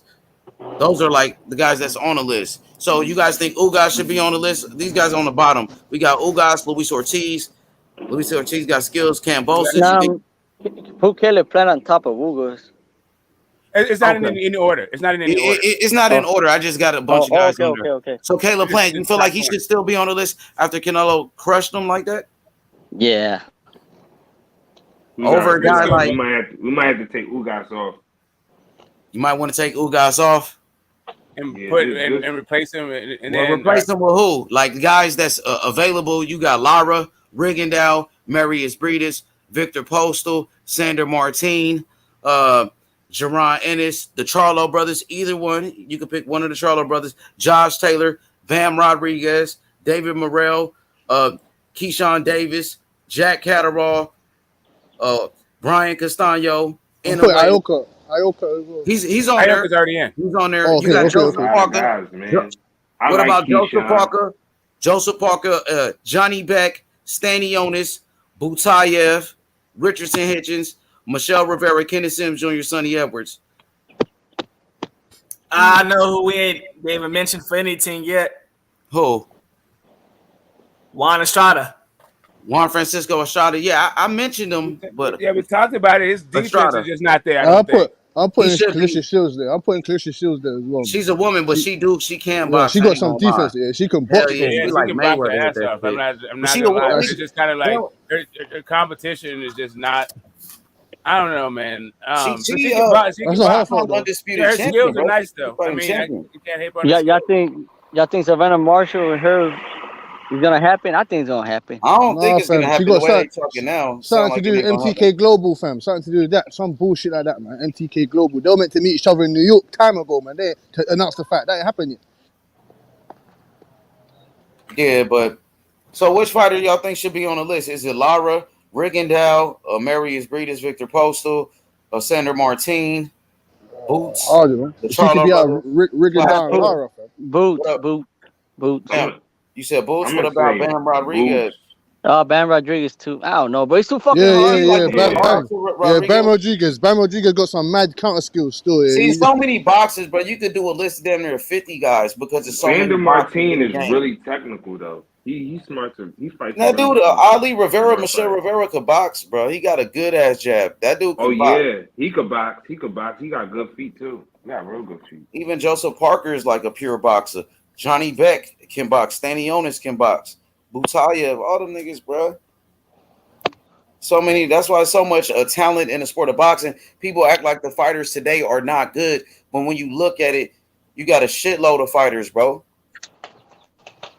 that can fucking fight, and if they get an opportunity, they can fucking beat anybody, bro. Hey, ain't nobody mentioned Caleb Plant either. He just. Oh yeah, we got him though. We got him on there. No, they got Like, Caleb should he Plant on still there. be on there? Shit, he ain't fought in so damn long. Hey, I got a question for Cappy. What about my boy from Brazil, Falco? What's his name? Oh, Escovaldo. Is he a pure boxer? Or what? Yeah. He's a pure boxer, but I thought he lost to Volney though. He looked like Patrice Volney. Okay. Patrice, you look like Patrice Volney. He's 160 middleweight, man. He's from Canada. He beat that guy. In his last fight, but they gave it a DQ or a no contest for him because of the headbutts or something like that, man. But he was beating that Falcao guy though. Yeah, so we gonna eventually have to put this thing together, bro, because I feel like Tyson Fury is definitely one of the best. Devin Haney, Shakur Stevenson. See, we got. What's funny is we have a bunch of these guys are about to fight each other. Like Monster, like this weekend we got fucking Charlo Castano. They're on the list. Then we also got Monster versus Donaire. They're on the list, right? Can't wait to get this shit. I can't wait for them to fucking announce this Spence fucking Bud. They need to get this fight out of the fucking way. I don't know if it's gonna happen, Smoke, to be honest. Like, I really want it to happen, but I don't know, bro. This been going on for so long. Terrence Crawford is the number one fighter in boxing, the number one pound for pound, the best fighter in the world. He deserved to be treated like that. He deserved to be treated like the best fighter in boxing, bro. Terrence Crawford, his stock has went up since Canelo lost because Canelo was the best. He was the number one, but Canelo is no longer number one. Now Terrence Crawford is the number one. He wasn't treated though. That's on him, H. He wasn't. How is it on him? Es que he didn't fight the fights that we wanted, bro. That was the thing. To me, it's not even about the fights. I mean, it was always known that Bud was pound for pound, but the guy wasn't promoted well enough. You know what I'm saying? Yeah, I feel they you, treated but him like he was a B-level fighter. That's why Canelo was pound for pound this whole fucking how many years? 2 years? 3? 2? You can't just I don't feel like you could just add his business value, just boost it up. It'd be a little unrealistic. You know what I'm saying? That's why I say it's on him on that level. But I believe the fight is going to happen. I just feel like it's about to be so many mandatories between Stanionis, Boots. It's just going to get a little weird. Yeah, like I don't Stanionis, his take is if it's for that fight, he's willing to accept some step aside money, but it's like only for that fight. Whereas Boots, I think Boots is pretty much looking like y'all better get this taken care of now because when I come, I ain't taking no step aside till you get me. Boots have messed the whole thing up. Nah, but you think Al Heyman's gonna let it, bro? Hell no. So Al Heyman's gonna hold. I don't know what arrangement Boots has with Al Heyman. I know he has his arrangements with Showtime. Yeah, and Cameron Duncan. Yeah, but Al Heyman's with Arrow, bro. I don't know, bro. Well, he about to be a I ain't gonna lie, I do believe in Al Heyman, though. Al Heyman is a very smart businessman. He's been doing this for a very long time. He's been making the biggest fights in the history of boxing with Floyd Mayweather. Earl Spence. They trying to make Earl Spence the next like Mayweather with the PBC. Al Heyman, if he wants to make Earl Spence that star, he needs to get him in that ring with Terrence Crawford. He needs to do whatever it takes to get Terrence Crawford inside that ring with Earl Spence. Terrence Crawford is available. He's the number one boxer in the world. Al Heyman, he needs to get both of those guys. You already got Earl. You got the money. You were just offering Canelo $100 million. You got to go get Terrence Crawford so you can keep this thing in-house. So whoever wins, you got the winner of that fight. Get them under contract. The winner of that fight will become a superstar. Al Heyman needs to go get Terrence Crawford, keep that thing in-house, and then the winner, you will have the winner who will be the number one pound for pound either way. That's what he got to do. I think the key to it staying in-house actually is having a whole bunch of contenders that are going to fight for these vacants because neither one of these dudes are about to defend these belts very much. I don't This care is the who thing, wins. though. This is the thing, though, fam. This is why Keith Thurman is the only fucking head involved because he's the only guy that can throw the wrench in this fucking shit. You understand? If Terrence Bud Crawford signs that deal, 2-fight deal, 1-fight deal, and then swipes them belts off Errol Spence, Al Heyman has no welterweights with no belts at 147. So he's fucked. This is why there's not They no deal need yet. Crawford. That's why he's calling out Crawford now. Earl Spence is like basically begging to fight Terrence Crawford at this point. But EJ said he willing to let some shit go to make the fight happen. Exactly. He's that. apologizing for talking in the public, saying certain things. He wants Terrence Crawford bad. He needs Terrence Crawford bad. That's a fact. Yeah. But look, if Terrence Crawford get them belts, he gonna have to move up because Boots right there. Boots is right there. Bro, the disrespect that Terrence Crawford been getting, bro, is like it's ridiculous, bro.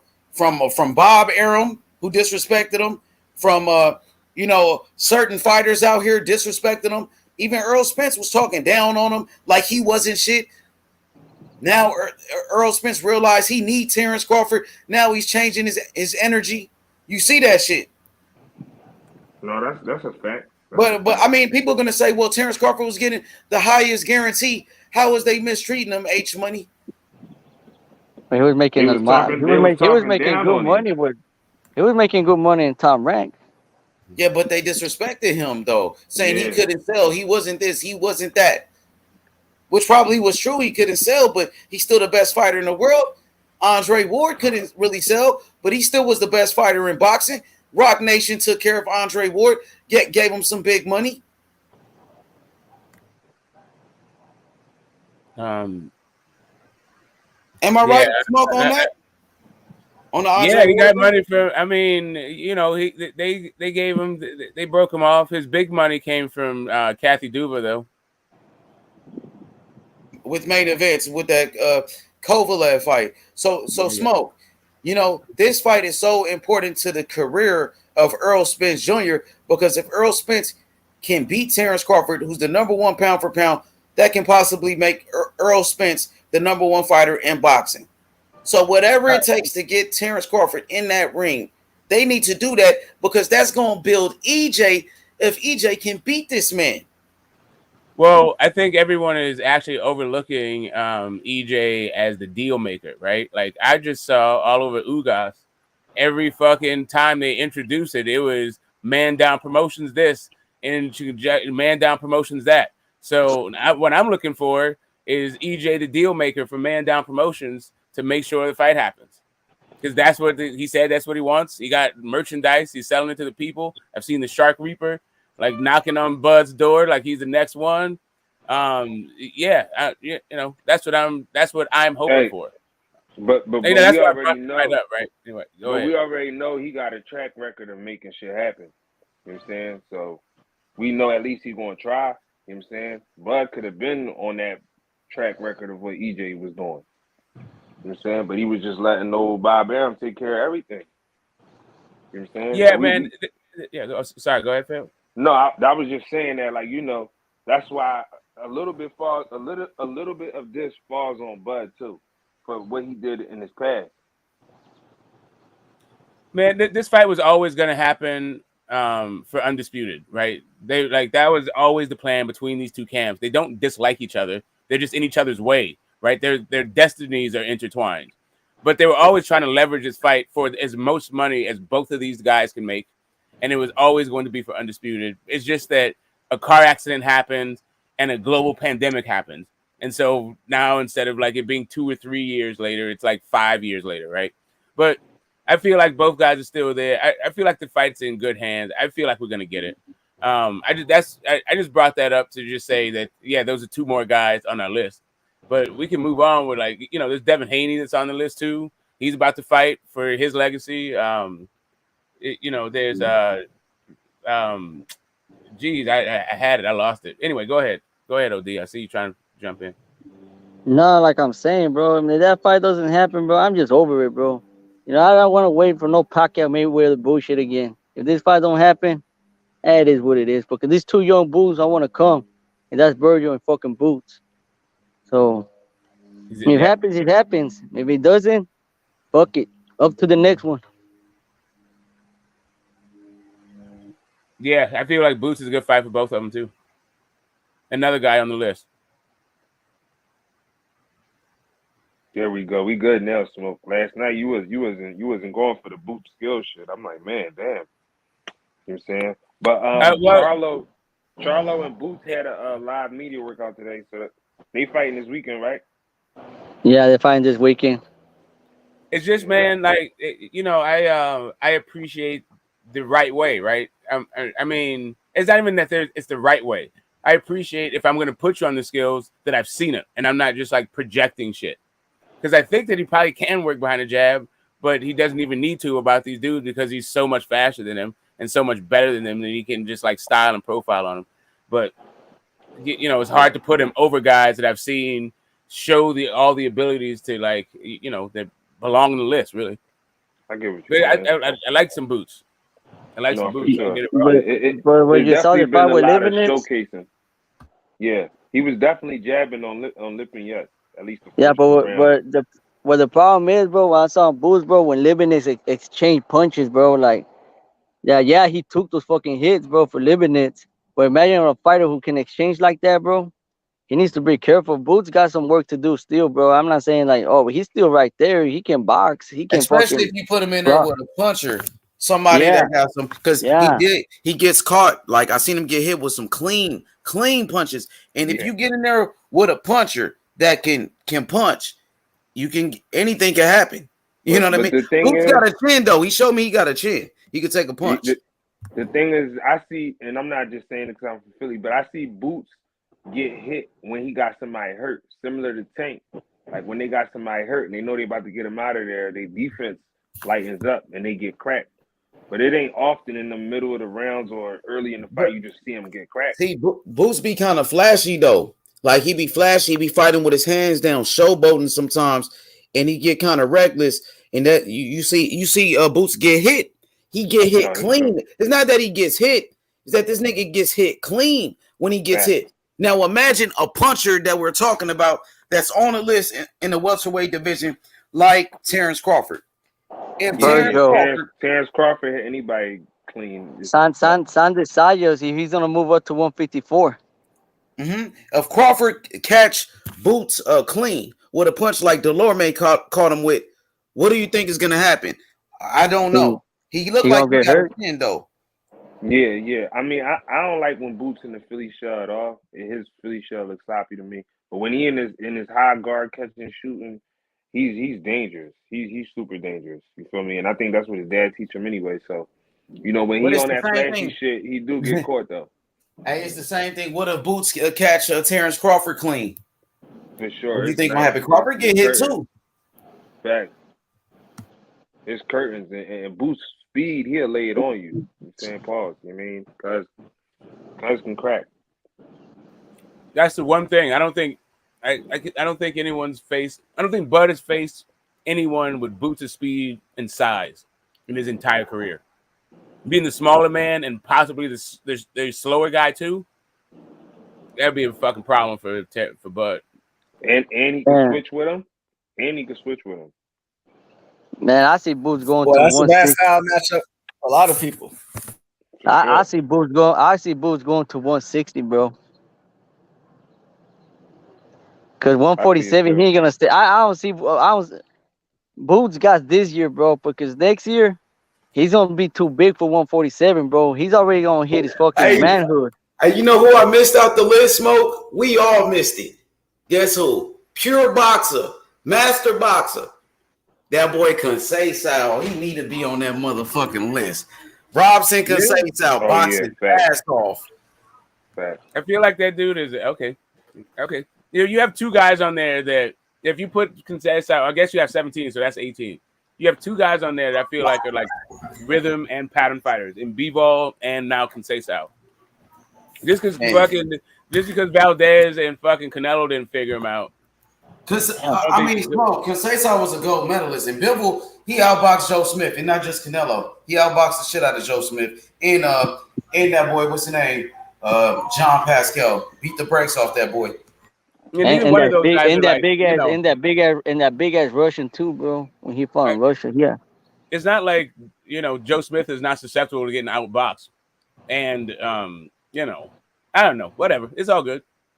We still don't even have. But Castano is really like a master boxer. That's the guy that we really miss, though. That's what he does best. That's what he does. If Caleb Plant I know Caleb Plant is a good boxer. That dude can box. Castano for real. He was. I've seen him fight like 3 times. Right? I've seen him fight like 3 times. It's I gotta write his name down. It's really like 50. Like boxing, we got so many great boxers nowadays, bro. That really don't get the credit they deserve, and people just shit on the fighters of this era. But when you think about it, we got some killers in the game right now, bro. We got some great fighters in boxing, bro. I think boxing is in great hands. How old is Castano? He look kind of old to me. He's about 30, 32, around 32. Yeah, that's what I thought. Okay, yeah. Well, he a master, though. He a master boxer. He mastered the sweet science for sure. Yeah, you know who mastered the sweet science? Be both. That motherfucking master. Oh yeah, B-Ball's like a damn near on the top of the fucking list. Come on, bro. That motherfucker boxing his ass off. You know who he reminds me of? I don't know if y'all remember this guy, Dimitri P. Rog. Hell yeah, we remember P. Rog. He reminds me of P. Rog with his boxing skills. Remember him, Smoke? I know you do. Yeah. Hell yeah. What you think about my fighter comparison for Bivol? Dimitri P. Rog from Russia, and they got the first same name.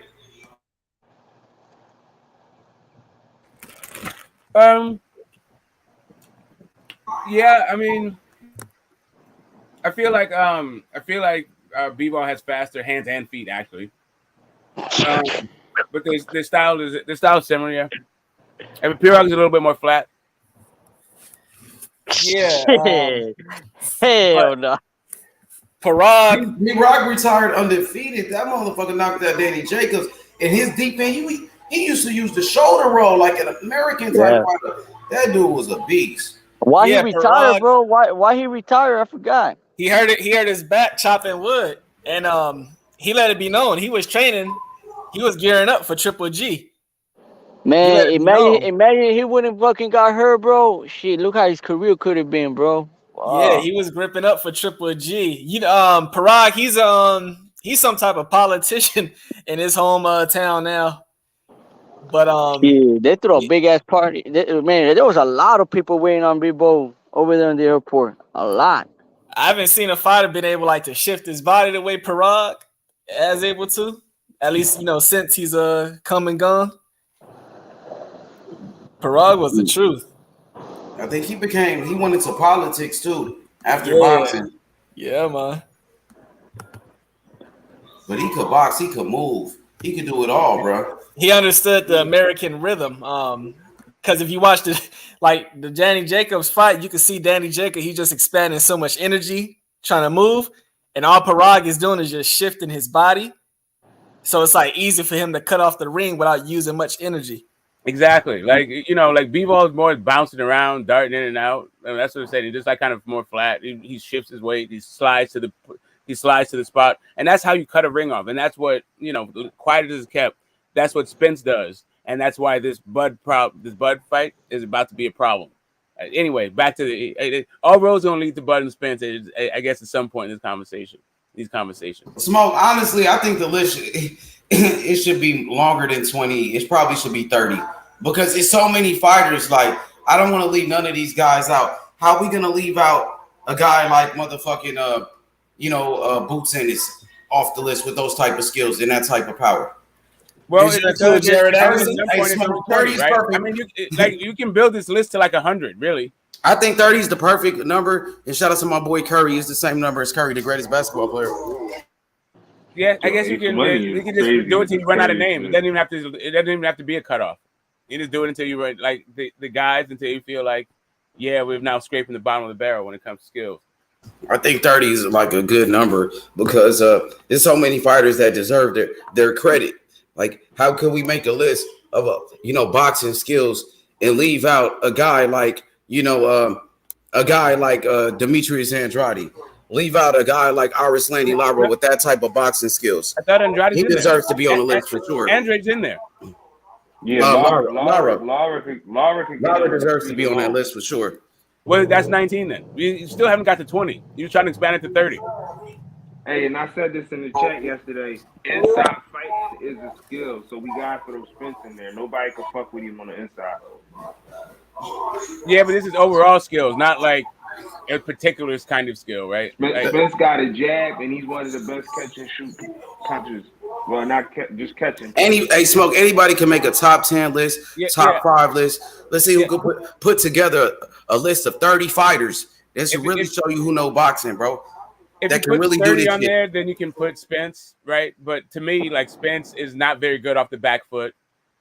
He's pretty good at range, but mostly he's a mid and close range guy. He has a good defense for a pressure guy, but not really good defense. If you were just to have defense as his own category, that dude gets touched up in every fucking fight by everybody. Good body shots. Who got the good body shot? Don't say no motherfucking Dillian White. Body shots easy. You got Tank. You got. Now, how can you silly, man? That's funny. The body snatcher is not a good body puncher. Fuck no. There ain't no real body snatcher. Who? Dillian. He's saying Dillian White lies. Damn right. I think who got the best fucking body punching is Errol Spence, bro. He can fucking do combinations on body punches, bro. What about that body punch Nonito scored in his last fight? Nonito. Oh, yeah, but I know, monster. Both are great body punchers. Keyshawn Davis is a good body puncher. Canelo body puncher. But I think it was the best one, bro, because he can throw combos and those fucking combinations in the body. Definitely number one. Yeah, that 3-4 combo, like that shit, that 3-4 pendulum he has to your fucking gut, nasty. Triple G had me fooled because I used to think he was a good body puncher, but that was only against low-level opposition. Man, but nobody's going to have the best body punches like Julio Cesar Chavez, bro. That motherfucker had the best body punchings. Oh, yeah, Chavez. Cotto was good. You had body punchers. Mike Apollo. I was a beast at that shit. Cotto left hook in the body was nasty. Chavez was the best age. You know, had a good body attack. You know, had a really good underrated body attack. It was Floyd Mayweather, and by extension, Andre Ward. Oh yeah, Floyd. He used to go to the body, jab to the bodies and shit. Right hand to the body. Yeah, that fucking spear jab to the navel. Mm-hmm. Nasty. And Ward picked it up from him. Ward had a great body attack. You mean when Floyd was pretty boy for? Yeah, pretty boy Floyd. But right now, best body punchers like OD said. I think Earl Spence is number one. You got guys like Nonito, like Smoke said. I think Chocolatito, Canelo. Can't forget about Canelo, bro. You know, who else? Good body punchers. Body snapper. Lomachenko. Lomachenko, he has great combos to the body, but I don't know. He's the way his body attack works is like kind of it's very unorthodox. But I think it's worth mentioning at least. I think Tank Davis one of the best body punchers for sure. God damn, hell yeah, he is. Tank is definitely. Navarrete got a good body punching. Brandon Figueroa. Brandon Figueroa, Brandon Figueroa for sure. But Moore's there right now. I gotta write this down. Y'all making a new list. So let me write this down, man.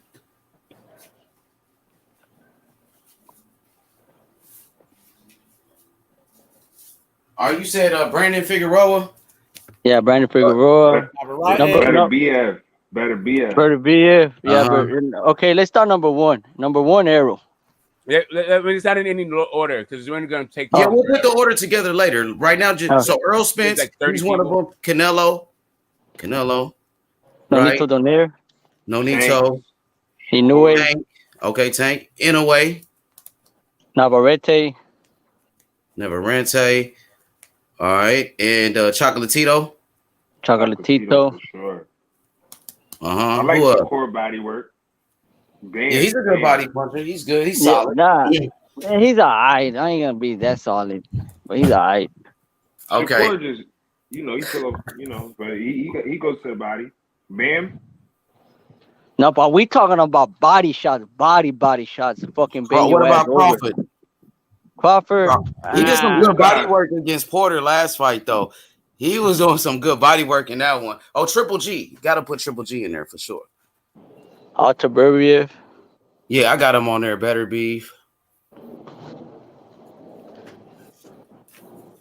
I ain't gonna lie. Fury been doing good with body punching. I think Dylan White, they call him the body snatcher. What's up? Well, Cassidy, what about Dylan White? What y'all think, Dylan White? They said Rolly. Rolly. Dylan White. Yeah, I don't know about Dylan White being a body snatcher. I don't know. Virgil Ortiz. Verge. Yeah, Virgil Ortiz, a good body shotter. What about Jose Ramirez? Yeah, he's nice with it. Nah, he's okay with it.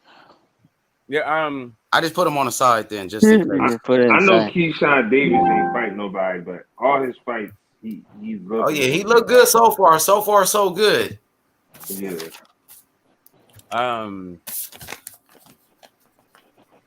Yeah, Serrano has a great body attack. We gonna put women's on the list or what? Well, we ain't put women on none of the other lists. He just wanted better. I know. Yeah, but she just wanted the better ones in boxing. I mean, we can though. I don't want to leave them. We don't out. have to. We don't have to. I'm just like I just put Marshall on a side for power punches for women, Shields for boxing skills for women. You know, and yeah, Serrano for body attack. I hate to say this, but he could have put an effort in the body shots. Ryan Garcia. That left hook to the body hook when he knocked out. Oh boy, I put him on the side right now. The way he did, wasn't it Luke Campbell? That was crazy. Yeah. What y'all think about Pitbull? Yeah, Pitbull. Yeah, hell yeah, Pitbull for sure. Shakur is good. He just he has little tap. He's still a good body puncher. I just put him on the side, bro. I ain't gonna just because he had one bad fight, bro. I ain't gonna count him out, bro. Oh, what about Regis? Regis ain't that bad with the body shots. He a dog. Regis is definitely a dog. Put him I on don't know if you can get to 30. I don't think you can get to 30 with this. Anyway.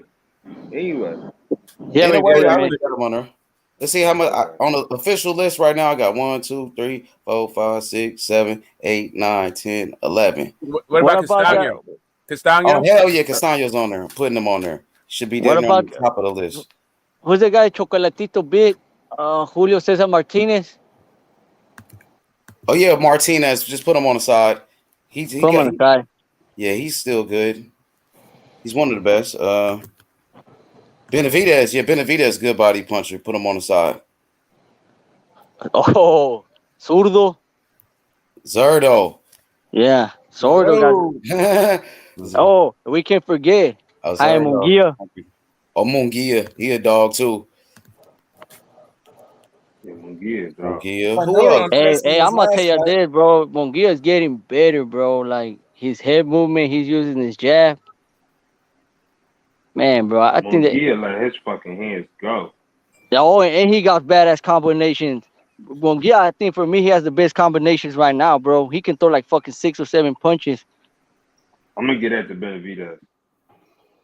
Yeah, we get it to Benavidez, but Munguia, we can put it right there too. But we talk about body shots.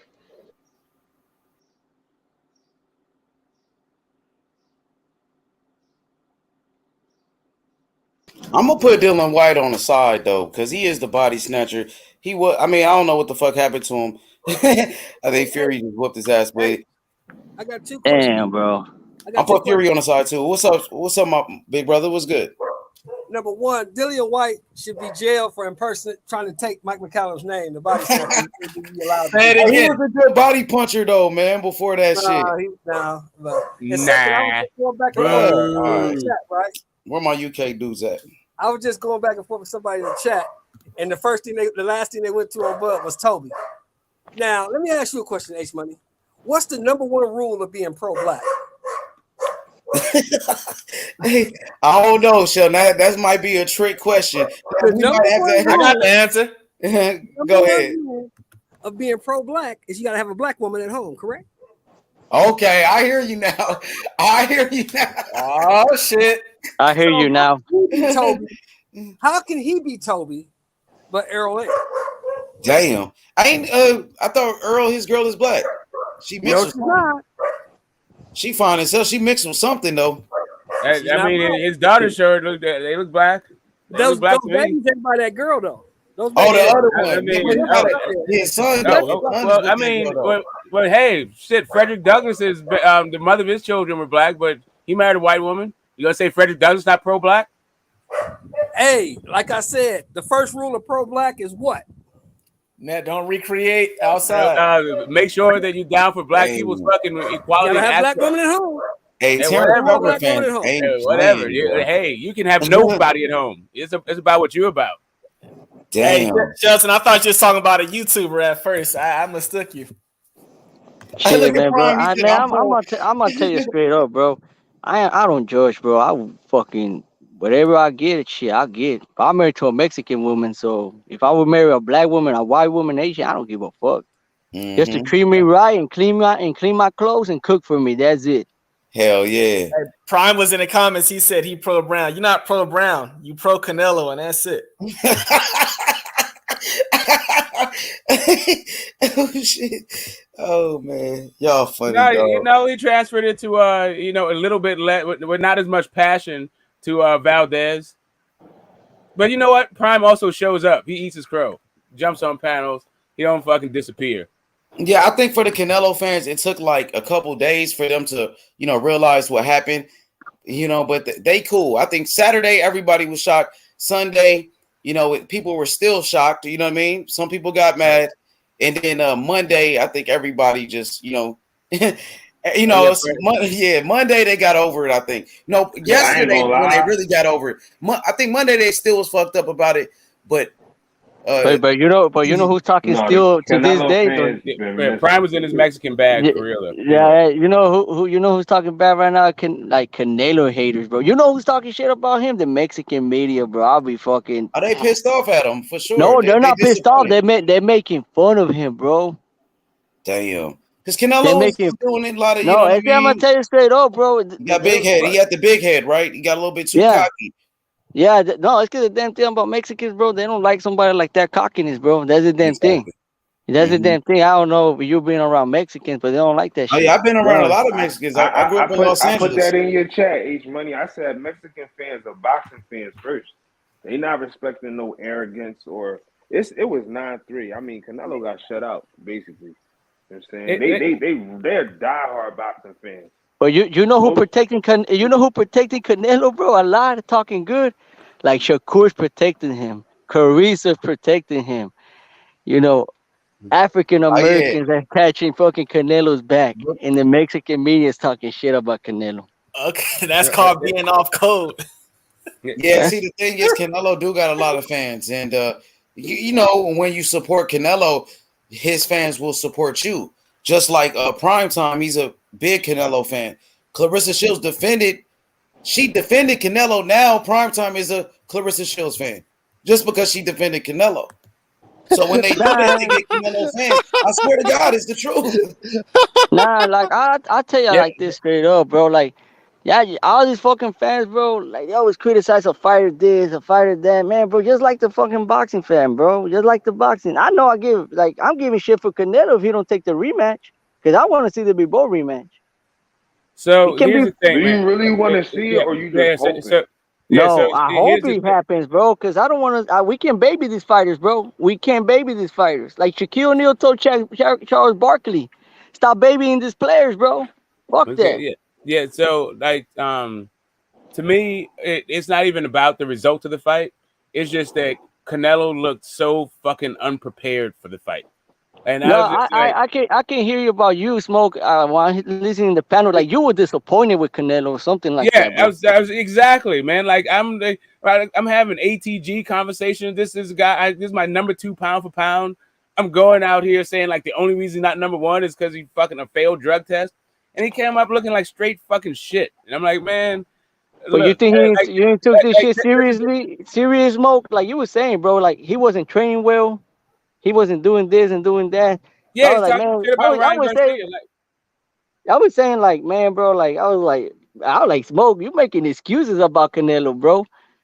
No, man, bro, I'm literally I think he was kind of like, because he was shocked. I think we all were shocked. And when we were watching the fight, I was doing the commentary. I'm like, man, Canelo getting his ass beat. Smoke was trying to defend him. No, I'm trying to tell you. No, it was just like, no, I'm just telling you. I'm hearing you smoke, bro. You I know, making he a was lot of defending excuses Canelo. for I'm like, Smoke, Canelo, he bro. getting his You ass making whooped, excuses bro. for Canelo, bro. And no, I'm so telling You're Smoke, making he getting his excuses, ass bro. whooped up. Canelo got his ass beat, bro. I Just think admit Smoke it. was You just got shocked. his He ass was beat. shocked what I don't happened. give a fuck about that. That's not even the point. Like, yeah, fuck him, man. And see, I don't know what you call excuses, but the point that I'm making is, I've never seen a guy who's been the face of boxing have so much like the A side and just squander it all and treat it the way like Canelo treats it. This dude doesn't go out and promote his own shit, even though he's the face of boxing. He's signing motherfucking multi-fight deals like he's Shakur fucking Stevenson or Teofimo Lopez or Devin Haney. Like he's a young dude coming up. This dude is supposed to be the guy who's in silk pajamas training like he's hungry, and he shows up sucking wind by the fucking 4th round. What the entire fuck was I looking at? That's not an excuse for him. That's like, what the fuck is your problem, Canelo? What's going on here? Like, if you're not dedicated to the sport, why the fuck are we watching you? Why you guys like rah-rahing and pom-pomming for this dude that shows up to fight that looks like this, that don't take his responsibility to all these accolades that you want to give him, all this status you want to give him? He don't take that shit serious. Yeah, I mean, I think everybody was shocked. Everybody was shocked what happened in that fight, bro. And I only think, bro, the fame got to his head too, bro.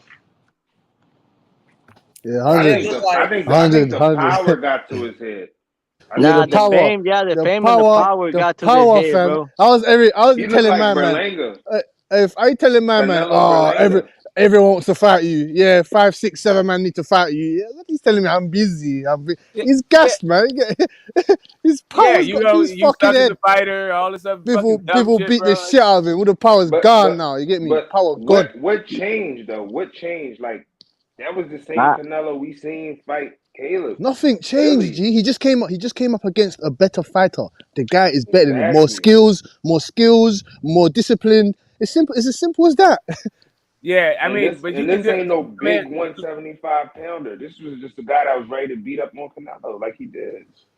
It could be. Listen, it could be a 140, 147, 154, 160, 168, 175, 200 pounds. It doesn't matter. People will beat his shit every single time. All right, so here's the thing. You can say that, right? So everybody who says that, Lara beat Canelo, cool. Lara beat Canelo. Canelo didn't fucking look like that. People say Castillo beat fucking Mayweather. Cool. Mayweather didn't fucking look like that. Like, you can have a guy lose a fucking fight because the other guy's fucking, on that night bring something that you can't fucking counter. But he came to the fight looking like shit. Like he was not dedicated. Like he did not train properly, didn't have the correct game plan. His fucking corner couldn't help him. None of that shit. It was a complete fucking shit show. That's what I'm talking about. Like, how in the hell is this dude at this status, in this stage of his career, looking amateurish and like a fucking child like this? He fell in love with his power. I still believe exactly. I believe he was working hard, but like you said, I'm interpreting what you said as he wasn't working smart. So you could work hard and not work smart. Yeah. You hit the nail on the fucking head. He wasn't working smart. He was not in fucking condition, hit the nail on the head. His conditions fucking suck, guys. There's no fucking excuse for conditioning other than you did not train properly. Hey guys, she's gonna be a boxing star one day, bro. Look, say hello, mama. Yeah. Pound for pound, pound for pound. She gotta be my boxing star, bro. She likes boxing, bro. She always goes to me. If your condition sucks, you don't start off with power and end with hoping to end with power. That's not going to help you last. You know what I'm saying? So, Canelo's still great to me, but this is week of getting cooked. He earned this cooking.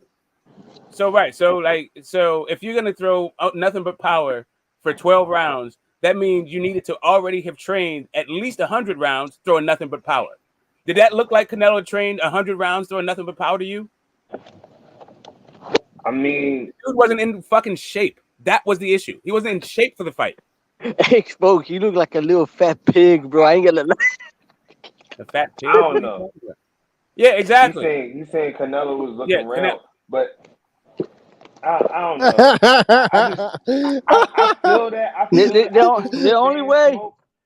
The only But way it we was can find we also huh. that Canelo beats Caleb Plant. That Canelo we seen on Saturday is going to break down Caleb Plant I for the don't last even know. few No, I don't opponents. even know. I don't even know if that Canelo Alvarez beats Canelo in Plant. I don't even know. I don't. No, I can't lie to you. Because he it mentally may beats him. it may be He mentally beats he him. might that might be the case. I like maybe Caleb Plant just can't take Canelo's power and B-Ball can. That's a completely different fucking thing Hey, than what I'm listen to talking this. about. If Billy Joe The way he didn't break his lost, face, if it's Billy Joe not didn't break his not face, the we beat fact him that that he night. lost. It's not the fact that he lost. I'm talking about the way he looked.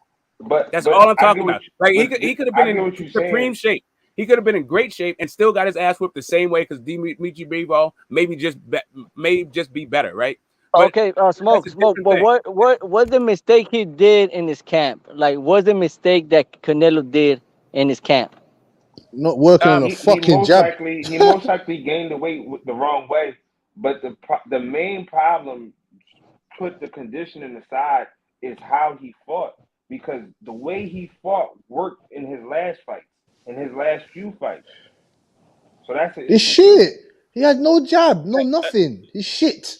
He could have weighed whatever he wanted to weigh, looked however he wanted to look. It was shit. The footwork was slow. His feet looked like they were stuck in sand. They were in mud. What was that? He Well, can't here's fight. the thing. He's looking like he can't Here's the fight off the difference. back foot. Here's the difference, right? Here's the All difference his with last Caleb Plant. You keep the only thing I'm talking about is his conditioning. So if you're just talking about his style, sure, that's Canelo's style. But the style thing is not my issue. Like I said, if Demetrio Bivol has the style to beat Canelo's style because he can take Canelo's power, or maybe he's too wide so Canelo can't follow through with his hooks, cool. He can't figure that out, and Bivol's just better. But I don't expect the dude to be sucking wind in the fourth fucking round and totally gassed by the seventh. All right, but let me tell you this. Why the only reason I can't agree with what you're saying is all his last previous opponents fought his fight. They eventually broke into what Canelo wants them to do. At no point in that fight was Bivol. It was few moments in the first 3 rounds where Bivol was fighting Canelo's fight. 5 to 10 seconds out of those rounds. The whole fight was Bivol's fight. The whole fight. And that didn't happen in a long time. We didn't see Canelo in that position in a long time. So, of course, going up, he looks gassed. But we never even got to see Canelo challenge in that way because they gave into Canelo. They gave into Canelo's mental plan or whatever game plan. You've seen a bunch of fights. So I'm gonna address what you're saying. The same way you're saying what you're saying, you got to look at. No, you're just describing what I'm saying. We're not saying anything different. All you're just saying is the reason why he wasn't dedicated to the point, and the why he looked like shit in this fight. I'm just saying, if you train properly, right? If you're trained the way you're supposed to fucking train. We don't know if he was super conditioned in the last fight. So here's the thing. So here's the thing. Canelo's pace, we don't know how conditioned he is. No, but you're missing the point. You're missing the point. His condition. You're missing the point. You're missing the entire point with your argument. He's not fighting Caleb Plant. Whatever conditioning and whatever training he did for Caleb Plant was for the Caleb Plant fight. If he thought that same plan was going to work for Dimitri Bivol, that is the lack of dedication that I'm talking about. That's the resting on your laurel shit, thinking I already got this that I'm talking about. Now we on the same page because resting on your laurels or lack of dedication is not conditioning. The conditioning was a result of his lack of dedication. That's what I'm saying to you. There's no other reason for his lack of conditioning outside of not being dedicated to the sport. Like that's what I'm saying. Like you have to go and you have to have the correct dedication. You have to have the correct dedication in order to, even if you get your ass whooped, be in the correct shape to take that ass whooping. I'm not giving Canelo that conditioning out. You know what I'm saying? He couldn't get into his fight. That's what I'm gonna say. No, that is true. Also, they're not diametrically opposed. It's not like either or. Both things happen. He fought Bivol's fight, and his conditioning sucked. But let's see what's gonna happen in the rematch if the rematch happens. If that shit happens, if Canelo beats Bivol, I don't know if he's gonna beat him. If Smoke is saying what he's saying, probably Smoke has a point right there. If he beats Bivol. No, that rematch ain't happening, my G. That rematch. We have to see the rematch. If Smoke saying if Smoke saying all that shit about Canelo, that he wasn't dedicated and all this shit for this fight, and he beats him in the rematch, even I'm gonna say Smoke, you probably had a point. He might not be dedicated to the sport at all. He might just want to do just enough to beat up these fucking guys in lower weight classes that can't take his power. That might be his level of dedication to the sport. He's not trying to get up out of bed to like climb this fucking mountain as B-ball. He might not be into that shit. Hey, Smoke, let me ask you a question. Yeah, man. When you say you question his dedication towards this fight and that. Right, break down like when you say you question, what did he not do like for his condition? What did he not do? For him that right. So again, I'm gonna just keep saying the same fucking thing over and over again, right? So and I will give you guys examples, right? So in a championship fight, if you are a title contender and you're a veteran, Hall of Fame dude, 30 years old, if you get your ass whooped, it should not be because you're fucking tired, right? That you should have already figured out how to conserve your punches, all this shit. Like, but being exhausted by the 7th round is a lack of. It shows that you did not prepare properly for the fucking opponent in front of you. Like, I can go and then we can go through all kinds of examples of this. We can go to Andre Ward, what he did, what he had to do between the fucking Kovalev fights once he understood the fucking guy that he had in front of him. Right, or we could just go there's just history is replete with fucking examples. Or even Sugar Ray Leonard, what he went through to get ready for Marvin Hagler after being out of the ring for fucking ever. Like, once you dedicated yourself, once you're dedicated to the sport, you're dedicated to the challenge fucking in front of you. Not I'm good enough for Caleb. This is good enough for Caleb Plant, so it's good enough for fucking B-ball. The conditioning for me is a weak argument when you're doing things in a fight to work against your endurance. Like, it's not an argument; it's an observation, bro. I'm not making an argument. I'm making an observation. The argument is that he's not dedicated. The observation is he had no gas tank. He had no stamina, and he was throwing power shots the whole fucking time, which is why he had no stamina. I'm gonna back up. I'm backing him up. I'm sorry. I'm backing him up because the thing is that watch the fight again, and he always gasses after the first minute, and after the eighth or ninth round, it went down to 45 seconds. He started getting back on his heel, so that's based on conditioning. He sprinted, gave everything he did in the first minute because. Yes, you're getting that hype from the corner. Your corner is telling you to push, so you push forward. But your gas tank has always been at a quarter. So if it's only at a quarter and it can't go through the second and third, the 2/3 of the fight because you're pushing it almost only that much, then he is gassed. Now, okay, so here's the question: is his gas tank because of the vegan diet? Yes or no? And this is not something I don't think so. I don't think your diet could affect your tank. I played sports in my life. I played football. No, what you eat has a lot of effect on you. You will fatigue faster based on your diet. If your body is not used to that diet and it's not supposed to be on that diet based on your blood work. Oh, Nonito said because that's why nutrition for us is why we're so in shape. Oh, sorry, biggest key. I have to quote him correctly to being in shape. So Canelo's vegan diet messed him up for his condition. There could be a thing about it. It could be a thing about it because of the fact that he's always been a meat eater.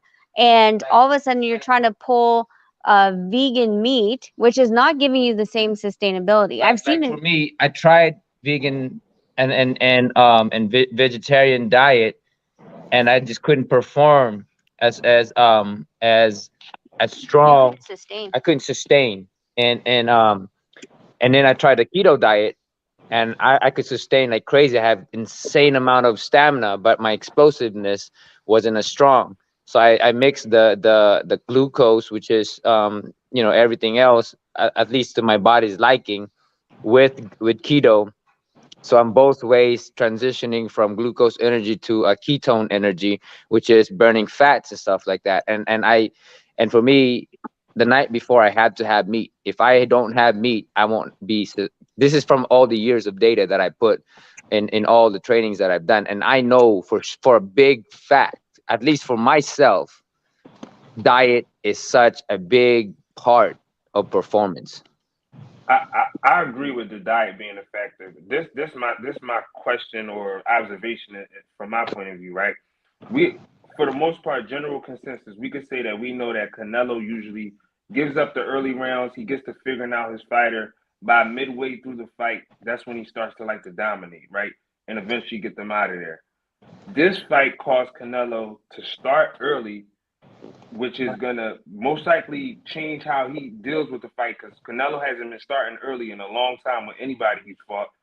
We all knew that he had to start early. However, he also started earlier than usual, but he started with power from round one. You don't think that has a take in how he's conditioned, and it's not working as well? Like mentally and physically, he sees that he's starting way earlier than he usually does, but he's starting with the energy that he usually conserves later on in the fight. I And this mean, is his first time fighting like that in a long time. okay, so why did he? And if he did, then he should have trained that way, that from the get he was going to go out the gates firing. But again, 1 minute, guys, 1 minute. The whole big difference. You can. If you look at the fight, No, Nino's. he was stronger. Yes, the 1 minute, the first minute he's strong in every single round, and then the last two. So even in the beginning, you saw him do that. So if that's an argument, then the first four, if he's pushing the gas pedal, then he gassed out. Let's just give him that. Okay. The first four, regardless of what the judges were saying, he was on the back heel. Why was that? If you're going to tell me that he was giving his all in the first 4 rounds, why was he still getting outworked? I would say this, because he's used to fighters giving into his game plan. When he's starting late and it's now that he turns it on to start being that powerful person that we've seen in the first round, he's used to fighters succumbing to Canelo. Oh my gosh, I'm in the ring with Canelo. This guy's hitting me hard. But things wasn't working that way for him. So now he's being the dangerous Canelo, but it's not working because this guy is focused on his game plan. So I feel like it was a physical drain, yes, but I believe it was also a mental drain. Like, what is going on? When I usually get like this, people usually succumb to me. But this guy is on his time. But that's 2-part then. That means that his sparring partners were wrong. Because if you were just getting sparring partners that were going to easily succumb to, oh, I'm sparring Canelo, and not push you in the very first round that you're coming out fresh, then that's a wrong sparring partner. And wasn't sticking to what Bivol's game plan was, then your sparring partners were wrong. Second, if you couldn't impose your game plan and you couldn't adjust, because yes, we have fighters that all the time, things go wrong in the ring and you're like, okay, that game plan's thrown out the window. We need to adjust. Did he adjust to be able to take out that second win and say, okay, now I'm taking this fight over because that wasn't working. We're going to plan B, C, D, E, F, G, go all the way down the alphabet. But if you don't have the gas tank to do it, and you could only pull it off in the first 1 minute of every single round, then what did you train for? What was in the gym that wasn't in the fight that you thought you were just walk down Bivol in a 175 division and then call out a rematch at 168? I just believe the only thing that makes sense to me is Canelo believed that Bivol would give in to him as his last previous opponents does. I believe it was a horrible game plan from the team and him, from even what I was hearing the broadcast say. I don't know if the translations were on point, but it just seemed like they were just telling Canelo to pick the pace up, what's going on, things like that. It wasn't like clear direction. At least that was the translation. So I packed the whole team up, but I don't want to disrespect Reynoso, but I agree with what you're saying ultimately.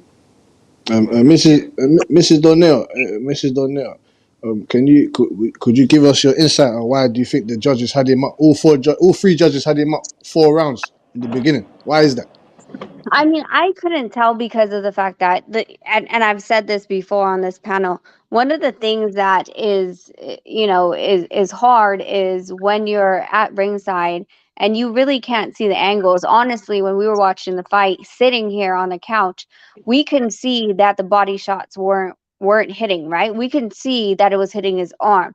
But in the moment, in the crowd, um, you might have believed, depending on which angle the judge was sitting at when those body shots were quote unquote landing.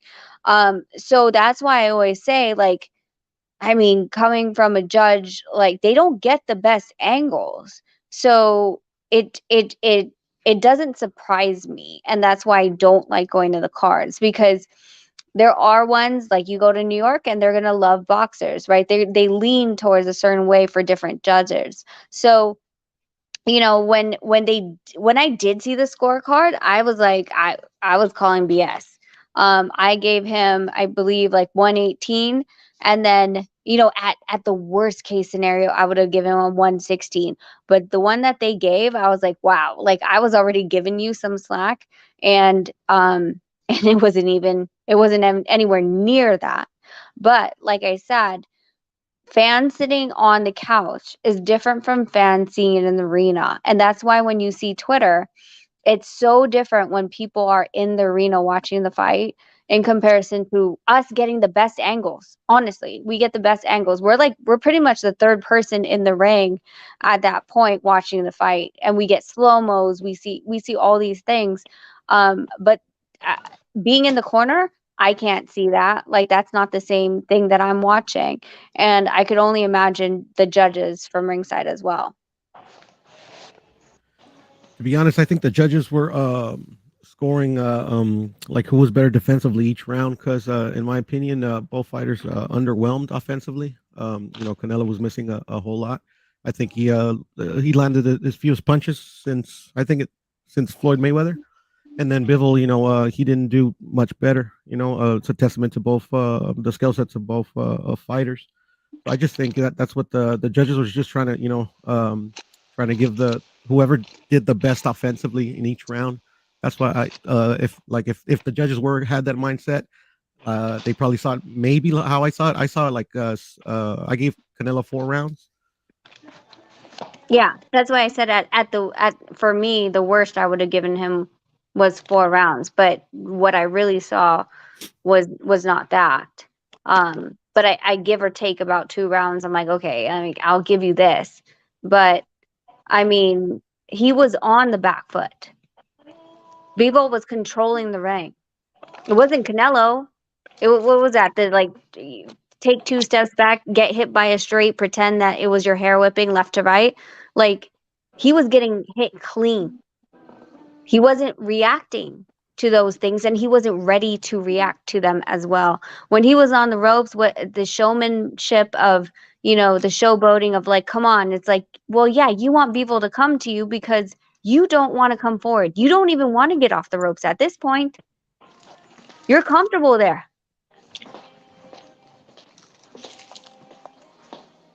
I mean, did he have a second gas tank to push it forward? It wasn't like he was playing the ropes that much, where Bivol was going 4 or 5 punches, and then Bivol would step back, smart. He would step back, jab him again to make sure he's not going to walk into a shot that he wasn't seeing, because all he was doing was throwing shots, right? And then he set him up again. But what did Canelo do? Did he chase him after? Did he jump back and attack him as he was moving backwards when he least expected it? Or did he just hang on the ropes and say, come on, bro, like, hit me some more? Yeah, I remember the part where you're referring to. Yeah, I mean, I didn't see him. He did that a lot, but he did move to the ropes a lot, especially after, like, they kind of go to the center of the ring. You know, Bivol would get his shots off, maybe land 1 out of 3. You know, nice flashy combinations, but then, you know, Canelo would throw his power shots, but most of them wouldn't land, and he would get frustrated and would retreat to the ropes. He walked back. He almost voluntarily walked back. Maybe he was getting gassed after throwing his shots, and that's why the 2 shots that he would throw, his combinations were 2. His combinations were 2 shots. Well, so I mean, I would say, yeah, they probably average around 2. Rachel, can I ask you this? So, do you feel like, let's say you have a fighter, right? and most likely it won't go like this, but just an imaginary land. You have a fighter, and they're starting from round one with power. However, things aren't going their way, but they're continually to stay with the power. Do you feel like they would have a second tank? It's not more so of second tank. It's more so of a change of mindset, right? Boxing, throwing that out is a lot less exhaustive than throwing power shots. Throwing power shots, you have no need to throw power shots on the bag, and it's going to exhaust more of the tank than it is boxing. So take this as a recovery round. Just box, get your legs back underneath you, get your breath real quick, but keep them at bay. That, like jabbing, staying out, moving, it's then sitting on your shots, exhausting every single muscle that you have, throwing shots that are missing, is exhaustive. So would I have told him to, okay, let's just take this as a recovery round, jab, stick, move, get around. Like, don't sit on your shots and try to like throw some big haymakers that aren't landing, because that's a waste of energy. If you're not even landing, like there's not even a point to throw it, honestly. You're wasting your energy. Let's take this round and recoup. Respectfully, when was the last time we seen Canelo do that or have to do that? Respectfully, that should be in his arsenal if he's in the top 10. When was the last time we did what? When was the last time we had to see Canelo just box? Triple G. Danny Jacobs? Yeah, Triple G, man. Triple G, the first one, he was just boxing him in the first one. Are you talking about the whole fight? Or are you talking about spots? Are you talking about the whole fight? Or are you talking about spots? Because he's been boxing in spurts. Spots. Like I said boxing one where- round. I said one round. So if we were doing the first four and he was throwing power punches, and then the next round, I'm like, listen, it's not working. Recollect, grab your energy again. We're gonna get with a different game plan, but I need you to just box, set up, and move around, because your power punches that you're not landing is wasting too much damn energy. So box, find that distance, move around, get out, come back in. But don't set and sit up for those big power shots this round. Next round, he comes back. It's like, okay, you got that distance. Now you got your win back. Let's go back. But we have to set up from the boxing angle and then get into those power shots when you are in distance, but not at a freaking range where he thinks he's the range of Bebo. Exactly. So why do we not hear none of this from the corner of Eddie Reynoso? I honestly watched it on mute. I've kind of asked a couple. I know you guys were. I think H Money was live, so I don't know if anyone was really listening to corner. And honestly, the telecast will give one corner and then like 30 seconds to the other corner. Sometimes they completely stay on one corner. So I can't say what was said in the corner at all. Like I watched it on mute. I remember Reynoso telling him, "Use your experience."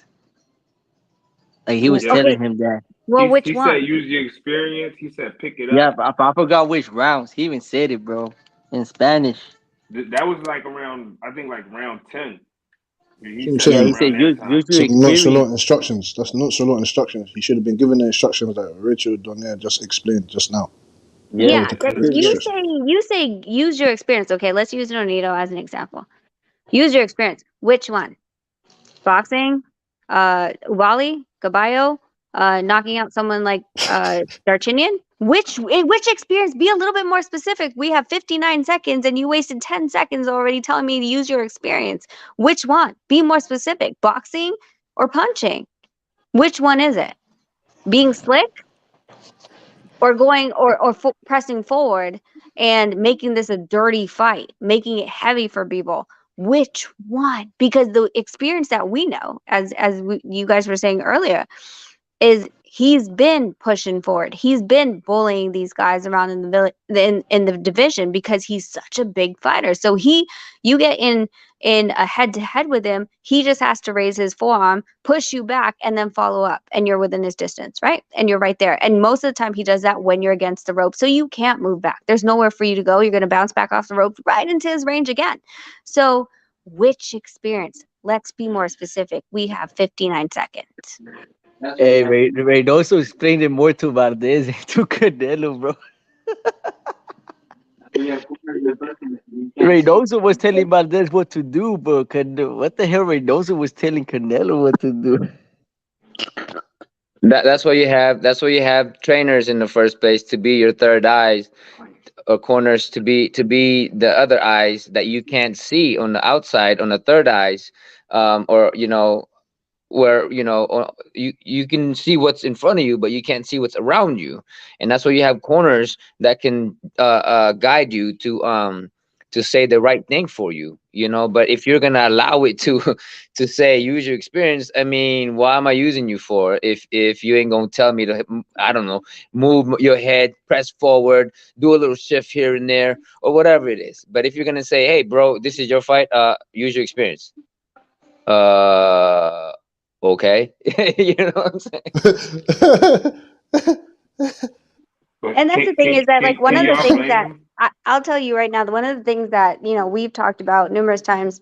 I have numerous eyes. I don't think I know everything. I have different guys, different coaches in Las Vegas, and different coaches outside of Las Vegas that I'll stream the sparring to, and we talk about the Inoue fight, and I sit down with them every morning. I'm like, talk to me. And I take in their knowledge, and when it's right and what fits Nonito is what I'll take. The other stuff, it's not garbage, but it doesn't fit Nonito, or it's not the right timing in the fight. I have no ego in this game to say that I know everything, because I know I don't. And I'm willing to listen to others that have more experience and have different views and have different eyes. Now, when that conversation happens in the corner, I'm having these different knowledges from everybody that has seen, that I respect, and apply it into the different situations. If Inoue decides to back up, this is the game. If he decides to come forward, this is the game. He goes left, he goes right. Like, these are all the different aspects. But if I'm just gonna say, hey babe, like, hey, good job, here's your water, towel you off, give you more Vaseline, use your experience, great, good job. Do what you gotta do. Do what you gotta do. You know, you've been there before. And you got to remember, these guys make 10%. Then you got to work for your 10%. Because if I just told Nonito, it's based on your experience, like, don't worry, I'm going to chug like a champagne bottle while you're fighting there, then why am I getting Exactly. 10%? It makes no sense. It makes no sense. Eddie Reynoso is partly to blame as well. Why is he not giving the correct instructions to his one of the best fighters on the planet? It doesn't make any sense. You need to take his head. You need to tell him to take his head out of his ass and follow the right instructions. He did not tell him once, use your jab. I didn't hear him once from Reynoso, use your jab. Nothing. He wasn't telling him nothing, bro. Like, nothing. Nothing. Only thing I can think of is the way he fought was the game plan that they had planned, like and the instruction was not to deviate from the plan, unless it was like, I mean, in my opinion, yeah, probably it would have been a good idea to deviate from the plan. But I think maybe, I don't know, I'm just speculating here, but maybe Canelo respected Bivol's defense too much. So maybe they devised this game plan to, just kind of like hit anything that he could see. Leslie. I think that they just saw Bivol that night, and then they came out thinking, what is this guy doing? And Reynoso in his corner, Canelo Alvarez, they're all confused, disarranged, lethargic. They didn't know what to do. So that's what I can think of, boy. I didn't really see him. I mean, in my opinion, I think that if that was like, if you were to ask me what was his game plan that night, that apparently the game plan was to land one big shot. And they tried to do that from round 1 to 12.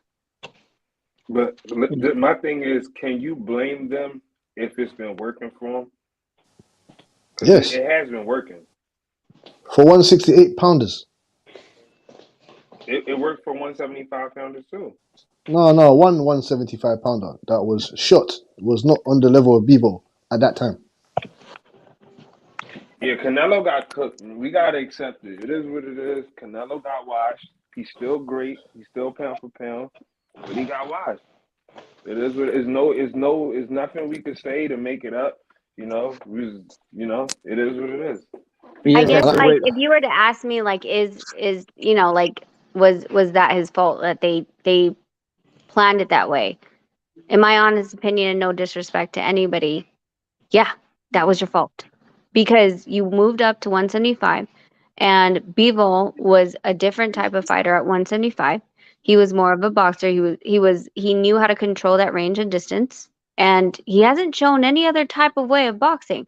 So if you literally thought that you were going to break that distance that we talked about before the fight, when I said that the best thing Bivol was going to do was keep his distance and keep him at a jab at the range and then just pick shots outside, that's what he does. He didn't deviate from anything that he's ever done before.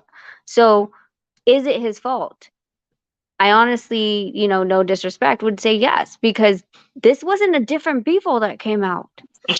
Not at all. So yeah, it is your fault if you thought you were just going to take him with one shot with someone who boxes that effectively and at that range. Got good defense, good combo punches, good jab. He can change the jab. Shit. He just needs This is to. very impressive. Yeah, he It was needs as to go advertised. back. Yeah, he needs to go back in the drawing boards if they're gonna do the rematch. How to fight him? But why bring him down to 168? The whole point.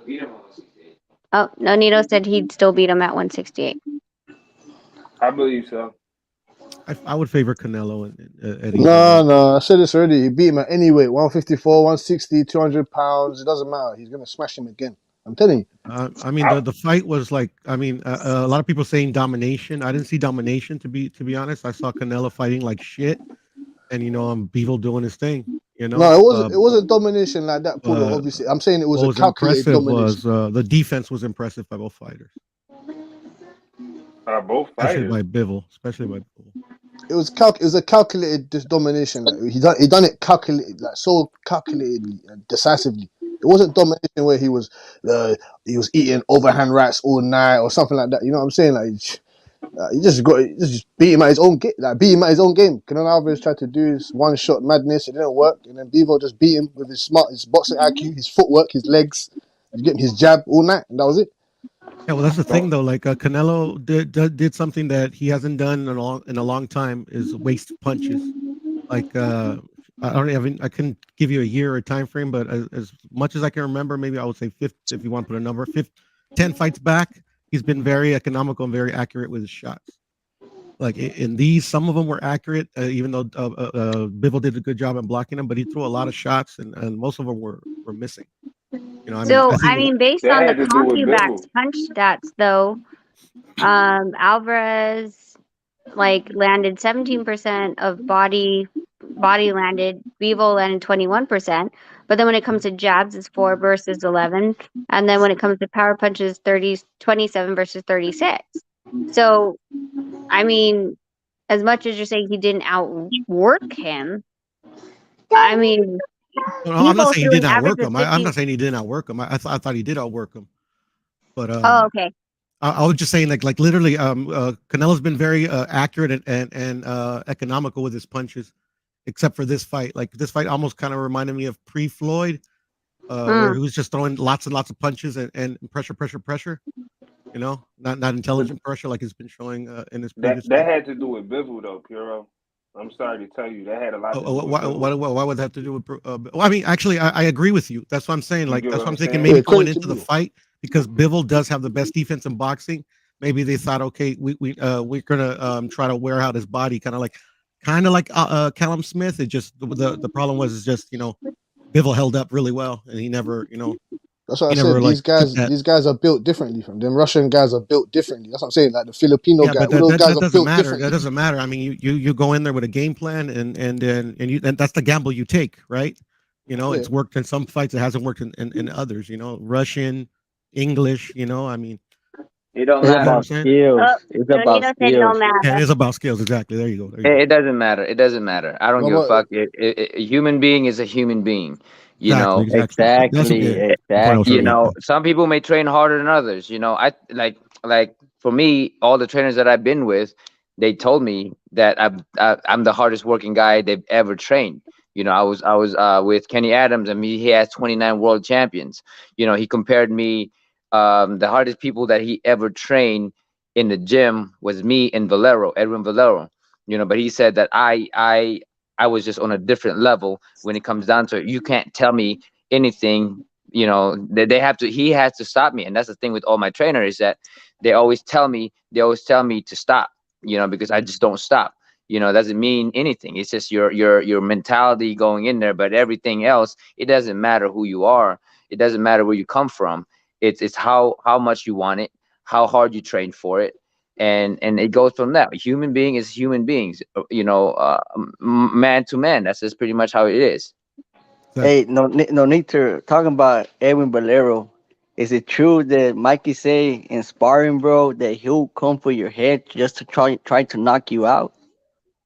I mean, he always tries to go out to knock people out. That's just how he is. Yeah, You but know, like, yeah. you know, Go ahead. that's just how he trained. That's just how his mind is. You know, Valero was just a different person mentally. You know, he had a lot of demons in him, and he had joy in hurting people. You But at know. the same time, like we had sparring partners before that no needle would hurt, and it hurt the bank because I would pay them for a full sparring camp, pay for their lodging, their food, their everything, and rounds, and then halfway through, no needle would turn it up, and he would hurt them, and then the next day they checked out, disappeared. So no needles in the spot where sparring partners are to help you get better. No one gives a crap if you knocked out a sparring partner or if you hurt a sparring partner. I mean, he did the same thing to me. Yeah, they try to do the same thing to him, but honestly, 16 ounces and a headgear is not the same as the fight. The whole thing about sparring is sharpening your skills, working on the game plan. You can't be taking it easy, or else this is the reason why I declined in the performance before Inoue, is because I was just taking I was in shape, but I was taking my sparring light, you know. And what happens was the killer instinct disappeared. Now I go out there and try to knock everybody out. You have to, because the mindset is you are what you train. You're gonna be that way if you train. Now, if you train easy and then you go into a fight doing a different thing, you're gonna go back to how you train. That's just how it's gonna be. Let me ask you this, Nonito. So, do you think the issue they had was a working hard problem or working smart problem? I mean, it could be, I can't quite say because I'm not there, so I'm not gonna assume anything. But in my own in my own ways, I train hard. I mean, YB seen me train, and I train like crazy. I go out there and I go all in. But then I'm also training smart, meaning that I got recovery time. I don't just go in there and try to beat myself up for the whole week. I go out there and train to the best of my ability. And then I'll get myself some rest, and then I'll spar. The main thing for me is Monday and Friday. Those are sparring days. Tuesdays and Thursdays are strengthening strategy. Huh? Tuesday and Saturday. Tuesday and Saturdays, yeah, but Tuesday and Wednesday is pretty much just muscle memory and strategy. But it's still hard work. But again, you have to do both. You got to train hard, not just smart. But at the same time, you got to train smart so that you don't overtrain yourself. And a lot of these, like the thing is that we've been to a lot of gyms, we've seen a lot of boxers, and a lot of them, even in their shadow boxing, is half-assed, and it's this mentality that I've been, kind of imploring onto Nonito. I'm like, why is it that these boxers are like chit-chatting where they're supposed to be shadow boxing? Like, you fight as you train. It is an exact mirror of how you are going to perform in the ring. You can't train and then be like, oh yeah, but I'm going to turn it up in the fight. Yeah, your body doesn't even know that. They're like, what are you doing? This is not what we've done for 12 weeks. What do you mean you all of a sudden want to get a second gas tank? We didn't even buy a second gas tank. What are you talking about?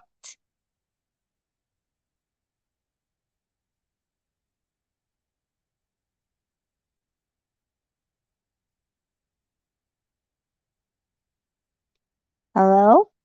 Hello? Oh shit! I thought we lost you. I thought we lost you guys too. What? No. We thought we lost you. No, Nope. we're still here. Yeah. So I mean, like YB's been in the gym with us.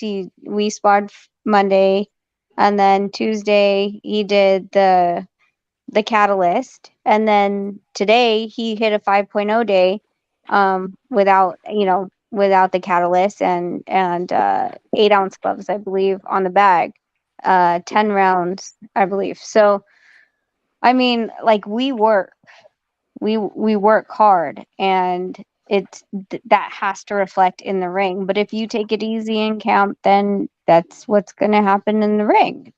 You can't, like, there is no, oh, this is training camp and this is actual fighting. If you don't train your body to do the exact same thing, it's not going to. I have a super media question for you guys, right? Based off how we've seen those cards this weekend, does that give you guys more motivation to want to like separate yourself in the next fight with NUA? What do you mean? Like not make it close at all. Oh, for sure. I mean, first of all, we're going into enemy territory, so I'm not going to pretend like this is going to be like, oh, they're going to give us the cards. It's easier to win by knockout than it is to win by cards. You never know what the cards say. So we're gonna game plan to get that opening. We're not going to come out firing like, hey, like, so we're going to come out swinging, but we need to set everything up. That's literally what boxing is. When they go back into the minute of the corner, like, they're going to say, okay, well, he's doing this. I have to say he's doing this. This is what we're going to do. And it's a fast-paced chess match. So if we set it up within the rounds correctly, we'll catch him. But I don't, and I believe Nonito also doesn't like going to the scorecards. Okay. No, I like that because I already put my money on you guys. A nice little parlay, multiple fight parlay. So the odds are amazing. We rooting for you. So how's camp going?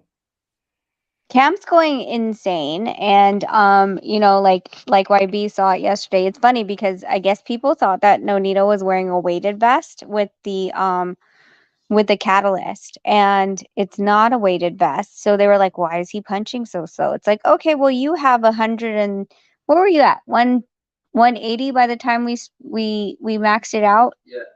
So he was at a 180 out of 400 on the impulse, the electro whatever EMS.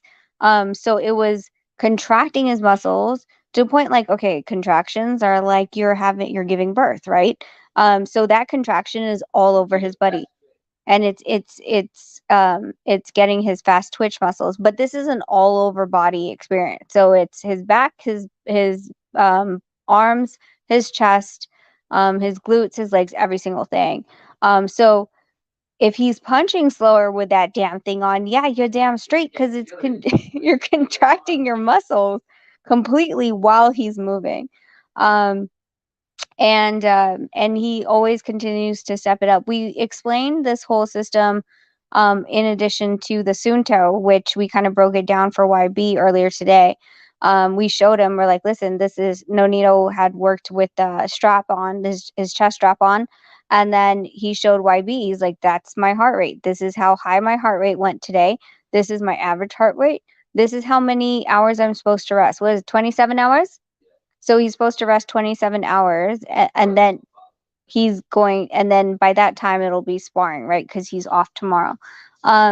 So, on Friday we spar Angelo Leo, which will be amazing. And then we have 2 more next week, and then we take off to Japan, then do 2 more over there. That's some great work y'all got. Angelo and Raiz are amazing work. They're, the level of competition. I honestly think, like, it's great when you bring in guys who really push you and make you figure out a puzzle. Raiz is slick. He's irritating. That's what I call him, and no disrespect, but he's irritating. He's awkward. He's slick, and he's fast. He is longer. He keeps Nonito on his toes. He is longer than Inoue, but if we can hit Raiz and get the way out of his counters or anything like that, then for damn sure with a shorter fighter we can. Angelo he also has a different game plan, and he also is a lot sturdier. We brought in guys. Angelo, I think, is fighting at 126. Raiz is fighting at 122. So Nonito's able to bang with them in the most respectful way. But it's been a high-paced chess match during these Mondays and Fridays, and it's not like we're just getting in guys that are going to be punching bags, because that doesn't do any good for us. So this new style, is this new to you guys, or this your second or third time around with the technology you're using in your camp? The Catalyst is a new technology. No one has it. There's no athlete that has it. But we've always utilized the fast twitch muscle. All the training things that I do, it's not, I wouldn't even call myself a strength and conditioning, because I feel like a strength and conditioner is more on the off times, like the off camp before the 12 weeks. So it's more speed and agility. So all the drills I do has always been fast twitch muscle. He has used TENS machines before. We've never moved with them. And it's more so of recovery than it's ever been like an active workout. And we've noticed his speed using it, and of course before we started using it, and his power has increased exponentially. So I think it's a great system. Combining it with why we're doing it. So the Catalyst does have programs, right? Like, so think of Peloton, and they're walking you through these different exercises. And what we've done is we've hybrided it, where we put it on a program, and then we turn down the volume. We don't listen to the program. All I need is for the suit to do what it's supposed to do. And we use that while he's boxing. That's what you were seeing him use with that suit. Okay, I definitely seen the video. I seen the video with the suit on when he was punching the bag. I never seen anything like it. Oh, that's amazing though. That's amazing. So you guys are really bought in. So you're more like a performance coach more than a strength and conditioning coach. Yeah, I would say so. Hold on just a second. Hi, baby. Hey. I'm on the phone. Love Hey, you. I'm gonna be honest. I'm gonna be honest with y'all. Oh shoot! Did you just get out of Wow, your food busy. coma?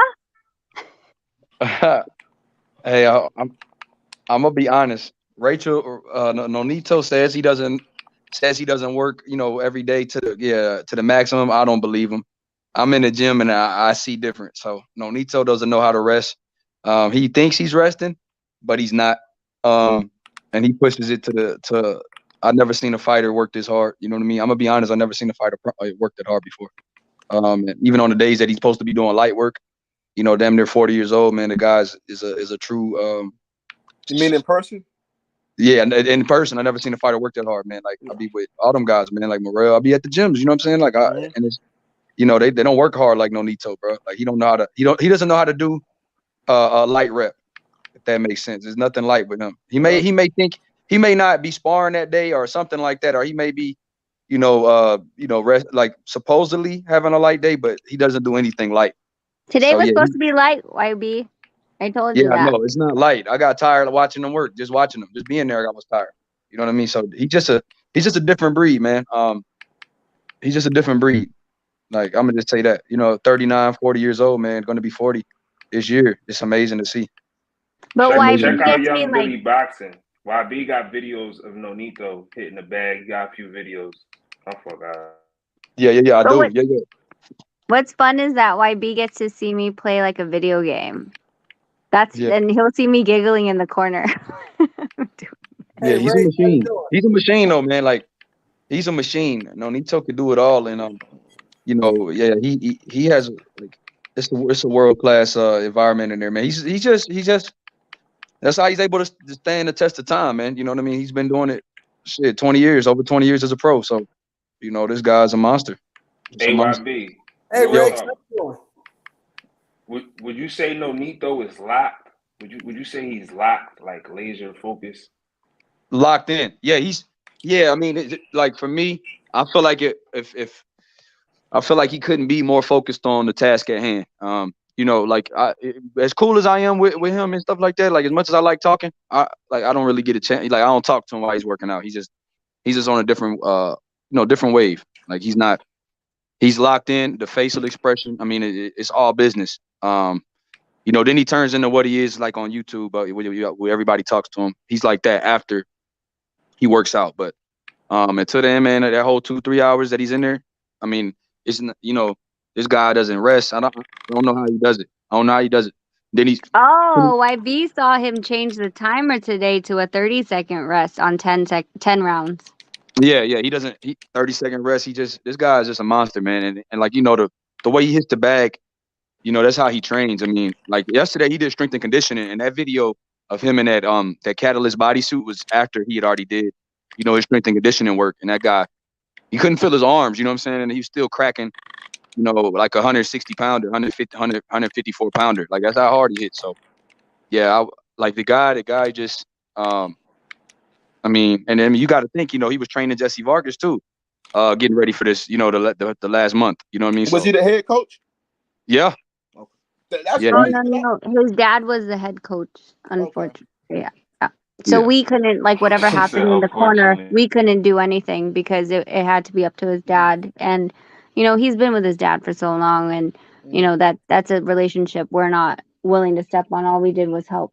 Do you see Dornito becoming a trainer after he retires from boxing? I think so. I think he has a lot of knowledge, and he always wondered why it was so fun for me to coach. Like, you know, I coached, you know, I have different classes and stuff, and then I coached Taekwondo for, 15 grand. No, I didn't count it. It's in bundles. Sorry, my dad's asking me. You can count it. YB's wondering where have you been. I told him you'd see him on Friday. What's up, man? Kingpin Pops. What's up, man? YB. Yeah, Captain Cinderblocks. Pop be calf raising cars, bro. You see, he got his calf muscles 2 times Pacquiao's, bro. That motherfucking Pops, man. He's a monster. Big Pops. Oh, yeah, I don't know. He's in his 60s, man. This dude, legs are bigger than. Man, I'd be like, damn, I need to do some calf raises. You got to get a video of it on Friday. It's funny. But Nonito, like what he noticed, what he finally figured out is that, you know, when I've been coaching, when I've been doing, like, you start to learn about yourself. And if you can explain it, you fully understand it. And I think, you know, that's what was his joy, even with Jelena. He, you know, him telling her stuff and showing her things, like, makes him a better boxer. And I think now, like, seeing everything, I think he'd be very passionate in you know, taking boxers under his wing and giving them his knowledge, and walking them through it. That's the thing, is, like, you know, we were talking YB earlier at lunch, you know, like he was like saying, like, the old school boxers, they'd be sitting down telling you to do this, but Nonito's in the ring showing you. Yeah, and doesn't he want to, like, you know, I know I know Angelo Leo's a sparring partner. Does he want to take him under his wing? Does he see that in Angelo to be able to take him under his wing? Because but yeah, for me, I think Nonito would be a good trainer once he's done, for sure. But he got like he said, Angelo is such a good guy. And he takes in everything that Nonito says. So after the sparring, he doesn't just, like, say, hey, bye, Angelo. He tells him what he did wrong. See, that's what I'm saying. He's trying to give him that knowledge, because, you know, if you listen to him, you know, that's all people want, is you to be able to listen and be a sponge, and they'll tell you, you know, it seems like they'll, you know, tell you whatever. So yeah, I love being in the gym though. It's like it's a great environment, man. It's hard work. Just seeing him work, man. I'm glad I got a chance to do that, you know, before he left to, you know, before y'all leave to go to Japan. It's great to be in there. YB became family. I told YB, I told you before you came out, I was like, the only time that you know that you're welcomed is if Nonito asks you to come eat. And we've been feeding YB. Facts. What they feed you, YB? What you was eating, bro? I don't even know the name of the stuff I've been eating, man. I just been I just been eating, bro. I've been eating. Oh, look, the other day, I think it was Flower Child. We went there, and that's when this guy, the strength and conditioning from coach from Jermell Charlo's camp, saw Nonito. He was like, Nonito. And then he called Jermell, and Jermell was talking that shit about, Jermell was like, yeah, we ready, but he was he said he looked up to Nonito. He gonna knock old boy out like Nonito did Ubali. That's what he said he gonna do to Castano.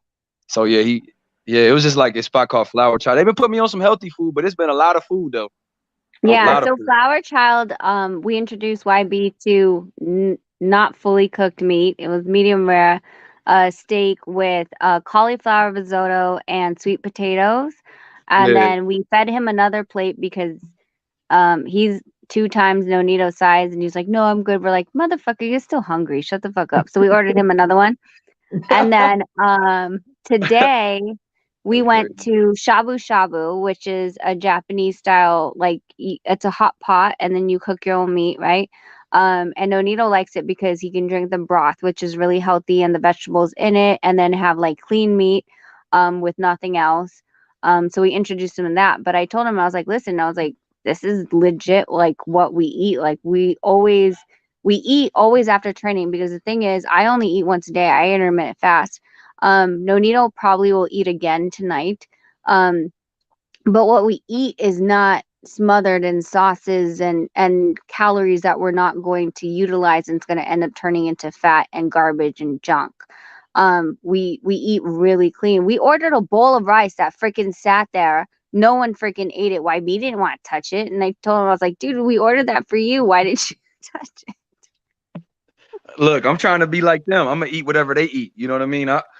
Hey, I'm a country boy, Philly Zoe. I mean, I'm from Houston, but I don't eat all the stuff that they put me on, man. Everything that they introduced me to was something I had never eaten. So yeah, man, they got me out here learning and eating stuff. But I'm with them. I'm a little so disappointed you ain't tear up that rice though, bro. Yeah, Nonito got it for me. He said, that's for you, big boy. I said, I'm trying to lose weight out here, bro. So I said, I'm eating like him. So I got the same food he got the past 2 days. And then shit, they got me eating stuff, bro. I can't even scoop the stuff, bro. I can't even use chopsticks. I'm looking retarded. Those chopsticks. Yeah, chopsticks and shit, bro. I'm looking crazy, bro. I'm telling you, I'm looking like a damn fool, but they rock with me though, so it's cool. Like they don't make fun of me too much, so it's cool. I know I look crazy though, and I'm left-handed, so I can't even scoop the shit in the thing. So Jelina's over there doing my food for me. Like it's crazy, bro. Like, but yeah, it was crazy though, man, to eat that stuff, bro. But yeah, Vegas is crazy, man. It's just you bump into Sugar Hill in the gym, just everything, man. You don't even know who's gonna be there. The coach Kenny Adams said Nonito was the hardest worker he ever trained with. He had trained with he had Roy Jones, he had Riddick Bowe, he had Valero, he had all them dudes, man. And he said Nonito's the hardest one that he trained. He trained Kirkland, all these dudes, man, James Kirkland. And yeah, he was like Nonito's the hardest one. The hardest worker. Nonito, you have to pull him back. He's not the one you have to push. You have to pull him back on the reins and be like, too early. I think we were on you guys' channel when Nonito was like, we're supposed to do 4, but I think I want to go 6. I'm like, no, you ain't. I was like, no, it's too fucking early. Calm down. Yeah, and Jelena, she's a great one too, man. She's special. She's a good person. Great fighter too. Hey, YB was good. I just saw you in there with Haney. Devin Haney. Oh, you saw the video? Yeah. I just seen it right now. What's up, Rachel? What's good? Hey, Haney said, man, come to damn Las Vegas, bro. He said, I love H Money, bro. Tell your boy. He said, tell your brother. I said, come out here. I said, I did it for H Money, man. That's why I'm here. He was like, I know that's it. my boy. For real, Haney you should have been out here, H Money. You would have been eating with us. Yes, I will come out there when the time is right. And I'm gonna come out there, see you guys, see Devin Haney. And I might move out there, to be honest. Hey, Money, we gonna get a crash pad out here, bro. We're gonna get a little spot, bro. We're gonna get a boxing spot where we and you just a little crash, bro. We rent it out, Airbnb it, and then when we come in town, we just go by all the gyms and see everybody. We had a house over there a while ago, but we moved to Memphis and shit. So, we used to be in Vegas. My uncle still stay out there. Man, that's what's up, bro. Oh, I met your boy Haney's uncle too, the one that pulled up on T.O. Yeah. How long you was in there with Devin Haney? About 20 minutes, man. I was with Nonito now. I was late, man. I was eating up, bro. I ate like 10 plates of food, bro. Then I went to go see them, and they were still in there though. And then I met your boy DC, not DC. What's his name? Amari Jones. Yeah, I met Amari, and then I met his uncle. I met Big Tank, the I guess he a bodyguard or whatever. That's big old dude. Okay. Yeah, Tank. Everybody was in there though. Coach was there. Who? Church. Oh no, I didn't see Church. I saw everybody else but Church. You pulled up with Nonito and Rachel?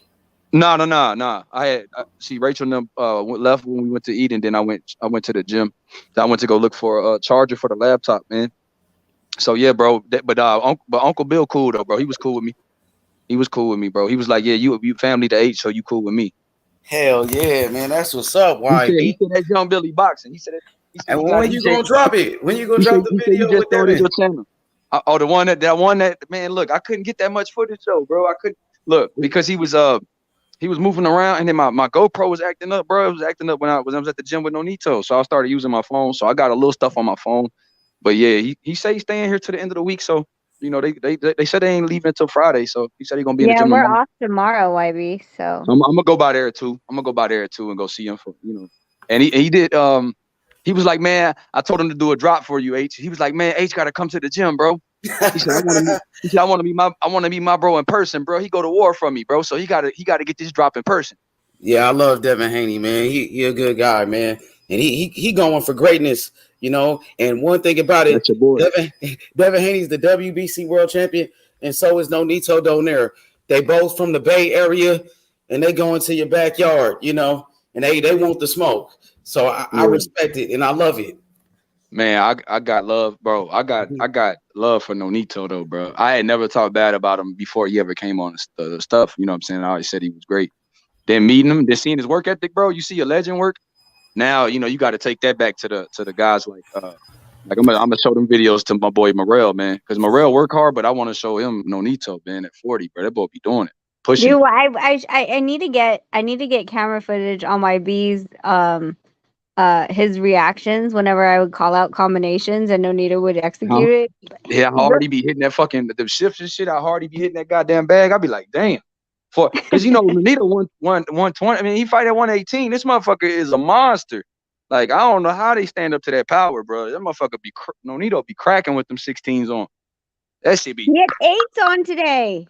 Oh, okay, shit. But he be wearing 16s though when he's sparring and shit. Yeah, when he's sparring, yeah. But when is he? So when did he have on? Does he have on 16s the other days though when he was hitting the back? The Catalyst day, no. 8. It was 8s. The Everlast 8s. What about Monday? Monday 16s. Yeah, that's what I'm saying. He was hitting that shit with because the one that got 2,000 views now is the one that he was hitting with 16s. That motherfucker, Nonito just be cracking, man. Or he's 118. He fights at fucking bantamweight. Yeah. Hey, Chocolatito, you next. YB had a discussion with Jelena, and Jelena's like, I don't want that fight. Chocolatito, you next, bro. We want Chocolatito. And don't forget about Casemiro, ass. He got to get it too. Oh yeah, but he lost his belt. Casemiro doesn't have the belt. He lost his belt, bro. I know, that's crazy. Oh, that dude with the belt. Nonito could get him because he's with Paul Butler. He gonna ice that motherfucker H. He'll ice Paul Butler. Rachel ain't say it. I said it. I think he'll ice him. Nonito on his LeBron Tom Brady shit. He ate. Yeah, he is. Damn. He is, bro. That motherfucker. Hey, you got it, man. Some days he don't. Some days he train without. Some days he train on fast, and some days he'll train and eat. But other day, the day of sparring, he didn't even eat nothing. I said, how the fuck? I don't know how you do it. Nonito don't eat. I be like, man, it's crazy. He spars on the fast, bro. He's a dog, bona fide dog. That's insane. Like, going there just HYB saw me lock the door on some guy who was trying to open the gym. Yeah, that's Rachel wasn't bullshitting. She watching everybody. Who this motherfucker right here? Look, you know how all these rumors got out about Tiafimo is because his gym is an open gym. Rachel keep that shit locked down. Ain't no Nonito rumors running around here. Look, ain't nobody coming in there. This guy pulled. So I like Kenny. I told Kenny, I go, hey, I was like, you either gonna stay or you're gonna leave. And he's like, I'm going. I was like, okay, I'm gonna lock the door behind you. And there was some guy who was coming towards the door the same time Kenny left. So he let go of the door. I grabbed the door and I put the key in and like turned it as soon as the guy pulled the door. He was like, "What the fuck?" And I was just dying on the other side. I was like, "Nah, you ain't supposed to be in here, so bye-bye."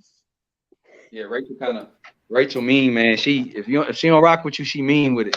Rachel, she gotta be. She a dog. Rachel was a drill sergeant for real. I see Nonito in the gym talking plenty of shit. He like, shut the fuck up. And then he was talking shit. He funny, man.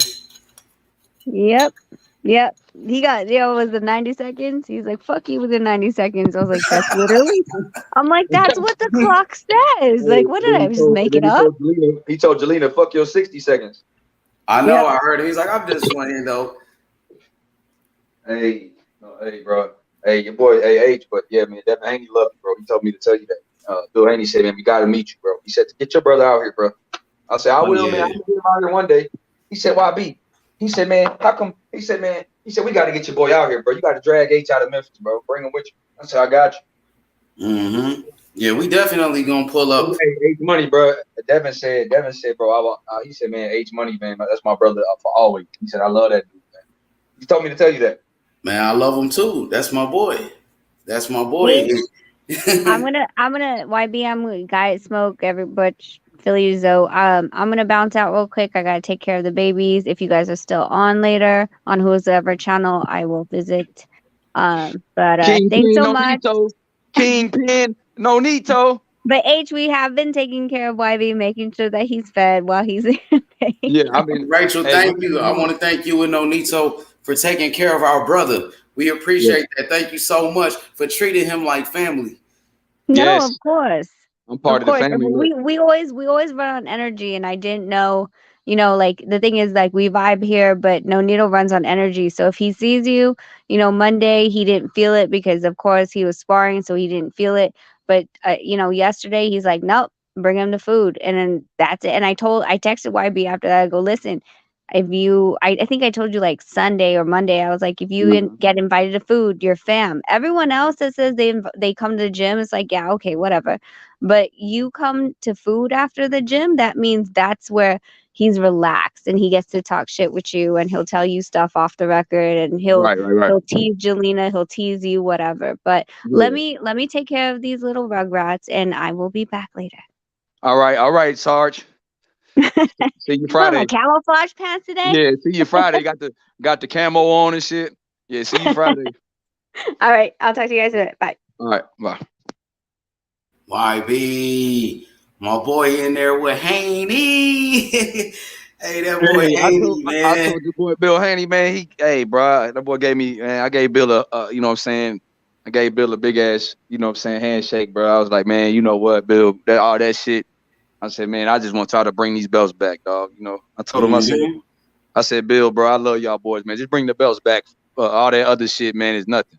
H Money, bro, got me in the door with you. I said, look, but I always said I'm with H, bro. They were like, man, shit, bro. They was like, Devin Haney said, man, I'm gonna give H whatever he want, bro. I want him at the fucking fight, bro. For real, Devin Haney was saying that? Devin said, I want that nigga on the first floor, bro. The front row, my nigga. What's up with H, bro? I said, bro, H ain't gonna take a fucking hand. I said, I be trying to give H something. He be like, man, YB, you gotta do what you gotta do, YB. Y'all was mocking you in there. They like, you sound just like that nigga, bro. That's I was mocking you in front of Bill. I said, you know how it is, bro.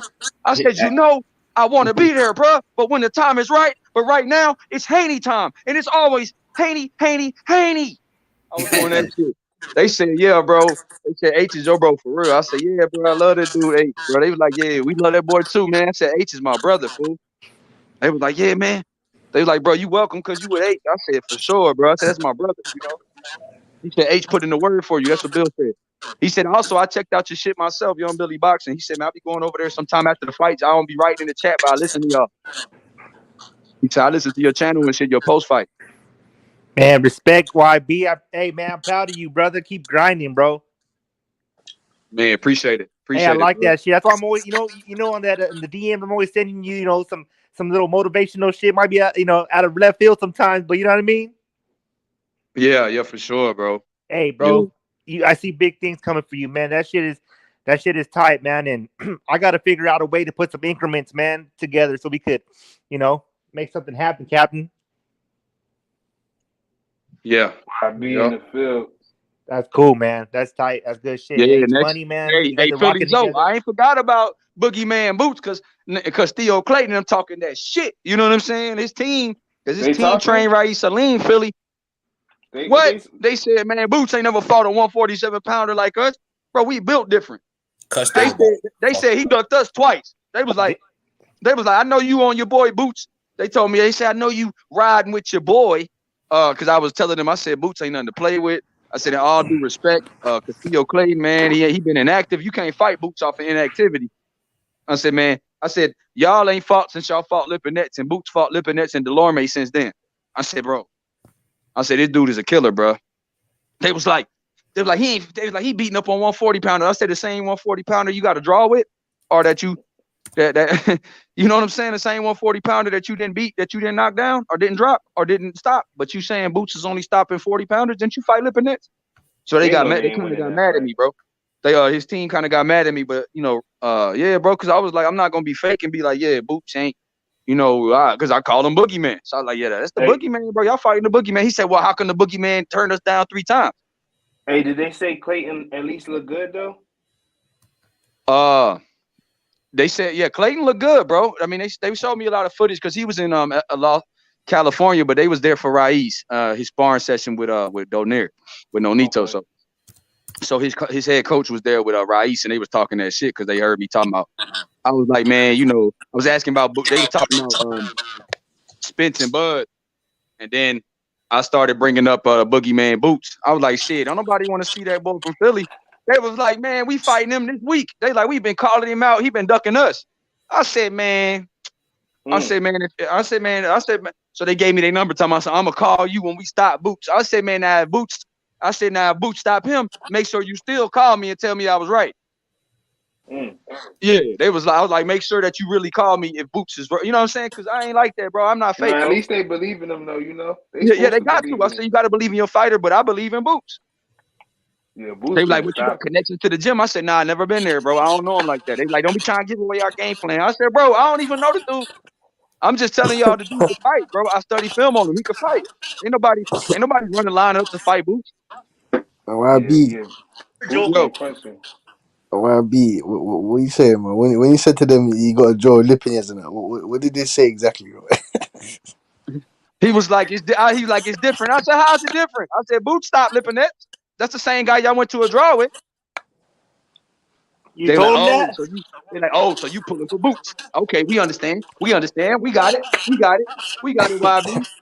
You just out here in the West Coast, but you ain't, I said, you gonna roll with your American. I said, Castillo from Canada. They was like, Castillo from Canada. I was like, yeah, I'm rolling with the American then, I guess. That's how y'all want to do it. What that top rank gym look like? What they fire, bro. I got some footage of it. I'm gonna send you some private shit. Yeah, I'm gonna send you some private shit. They told me not to put it out, that the top rank gym stuff. I'm gonna send it to you on the DM. Hell yeah. I'm gonna send you some shit. I'm gonna just upload that little video I sent you of Haney though. Upload that joint. Yeah, bro. Cause he putting on the finishing touches. That was after sparring. Dude in shape, bro. Your boy Devin is in shape, bro. He put in 10 rounds of sparring today. Boy in shape, bro. Oh, you got a chance to see him fight? You was sparring a little bit, yeah. He a beast. And also they showed me all the sparring of this week because they got the cameraman Mario. So the one I missed on Monday, they showed me some of that. Mario from the Boxing Voice. Yeah, no, not Mario. It's somebody else. It's another dude like an Arab. Yeah, he a part of team. He a part of Team Haney. It's another like dude an Arab or something. Yep. Yeah, I know who you talking about. Yep. Yeah, he showed. Yeah. Kingpin Haney, Devin Haney.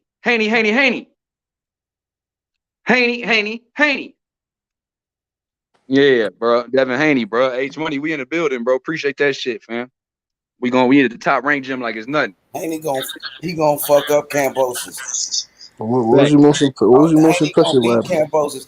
Haney gonna be the youngest undisputed champion in the history of boxing. Oh, hey, I told Haney's uncle, I said, man, I appreciate what you did pulling up on my boy Tio, bro. Yeah, that shit was real, bro. Because he didn't have to do that. He could have went there and start roasting him, talking shit to him, making He fun said, of him. man, he said it's a built-in rivalry, man. We gonna see you at 40. He told me at the gym, he was like, man, I just want him to get his shit together, real shit. I ain't finna kick him while you down.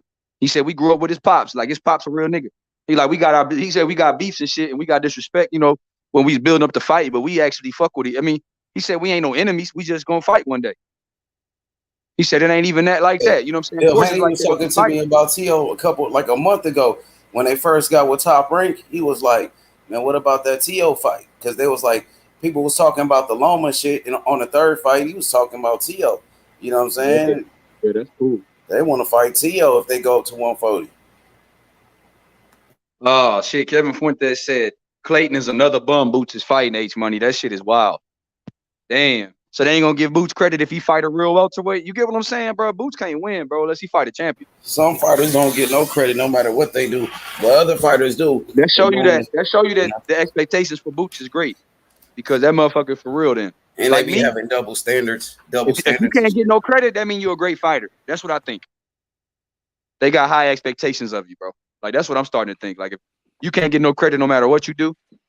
Hey, did y'all see that? What did y'all think about them new fucking ESPN pound for pound rankings, bro?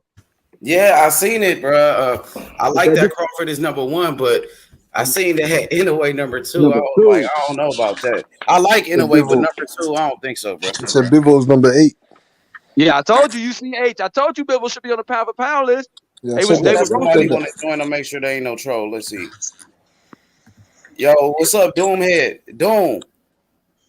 Yo, Doomy. What's up with it, Doomhead? That shit sound like a troll, H Money. I'm trying to see if you got some. Hello. Good afternoon. Good afternoon. What's up? What's your name? Okay. Yes. Anti Canelo. Domi. ¿Cómo te llamas? Domi. ¿Cómo te llamas? Le dicen del Roy Regio. ¿Cómo te llamas? My name is Roy Regio. Rogelio. What's up with it, champ? Canelo. Yeah. They've been doing some weird shit up in here. Where you from, Mexico? Yes. Speak English also. In a rematch. Con Bivol y Canelo. Who gonna Bivol, Keo. Are they making fun of Canelo Alvarez in Mexico? Yes. Huh? They're clowning Canelo Alvarez in Mexico. That boy Doomhead, bro. Talk to us, Doomy. That boy Kingpin Haney, bro. We're gonna get a champ. We're gonna get that H Money. I told him. Shit, I forgot to tell him. I'm gonna tell him tomorrow he my draft pick, bro. Like bring back them belts, bro, so I could beat H Money. I'm gonna say H Money. Oh, H, I ain't gonna out you like that, H. I ain't gonna out you. H, I ain't gonna out you, look, big bro. They gonna be like, they gonna be like, them boys took all them fighters before me, bro. Hey, YB, man, what was you most impressive with Haney today in the gym, man? His physical conditioning, bro. He's in shape. Like he's really in shape and he's taking this shit seriously. And also that jab. That jab, we know it's amazing, but they cycle in 3/4. They cycle in 2 or 3 sparring partners differently. But that jab, on film, it's crisp. I think he's ready for it. They got guys that are doing different styles. So they're bringing guys that are trying to rush you. They're bringing guys that are trying to put pressure. They're bringing guys that try to box with speed, like Kambosos. So they it's a different look. Haney still, the jab is still there for every different style, and he's able to keep his distance and range, and that's something that I like, and that's something that I think that he's gonna, be able to implement no matter who he fights, and that's why he's sharpening his blade, though, man. He's in tremendous condition, though. A little bit over a month out, and man, I can't wait to see him fight, bro. Do you feel like he in shape to the point where it's though like Kambosos being a high condition boxer won't really matter because Haney will be able to match it so well. I think that conditioning ain't gonna play a part. You get what I mean? Like I think that it's gonna be who's the most skilled fighter because I think they both are gonna be conditioned to the like I think they're both conditioned to as well as they can be. They're both not leaving no stone unturned. So I think that with that, I think Devin is gonna bring. Devin is gonna try to outskill him, which I think he has the better skills. You get what I mean? For sure. Yeah, I think because he has the better skills, it's just I think that with the like you said, if everything is equal as far as condition and all that, then I think that Devin Haney's going to win just based on his skills and his distance and range because he's able to keep that no matter what, and he's so comfortable. Like from the footage of Monday and what I saw today, he's so comfortable. Whatever style gets thrown in there with him, he keeps his composure, and I think that because he's so calm. His calmness is what impresses me the most. He doesn't get thrown off by any fucking thing. And that's rare for a young fighter. You got to have that if you want to be special. And I think that because he has such a calm in there and that's why his conditioning is good too, is because he doesn't overreact to anything in there. He's not too anxious. He's never too antsy. He's a natural. He's a naturally talented kid. Yeah, he's a naturally talented kid. And I think that he fights like a naturally talented guy that has no fucking worries in the world. He feels like he's better than you. And no matter what you throw at him, he has that quiet confidence in the ring. Of course, he's, he'll tell you outside the ring, but in the ring, he's very confident. And that translates to why he's so calm. He's so poised. And I think that he's sitting on his punches more now too. He is. Okay. And he looks good though, bro. Like talking about physical conditioning, like he's making the weight pretty easy. He has a lot of energy. The weight is there. After the workout, he was very talkative. After the sparring, he was very talkative. He was very upbeat. Yeah, bro. He was in a good mood. It's not, he's not low energy. Like how them guys having trouble making weight a month out, they start having lower energy here and there. So you can start seeing it. Nah, he's in good spirits, bro. He has high energy, joking and shit. Just in a good place mentally too. So I was impressed with his mental state. And that fight around the corner too. Yeah, he's good, bro. He's in good spirits, bro. Like seeing him today, I'm more confident he's gonna win the fight. And I haven't seen Kambosos, so it's tough because Kambosos ain't in America to compare. But because I think Haney's the more skilled fighter, seeing him today and seeing how serious and the type of people he got around him, he got a good camp. His whole team is really supportive, bro. They make sure that Haney stays on his shit, and I like that, bro. I like that. Devin got a lot of good people around him. And I didn't even see Church, but everybody else, his uncle, is family oriented, man. Got a big, everybody in the gym today was family. Nephew. They on a mission.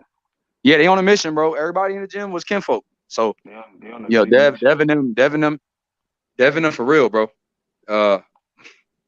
Something about the way you talking about it, it really make me feel like there's no way they're sleeping on Kambosos.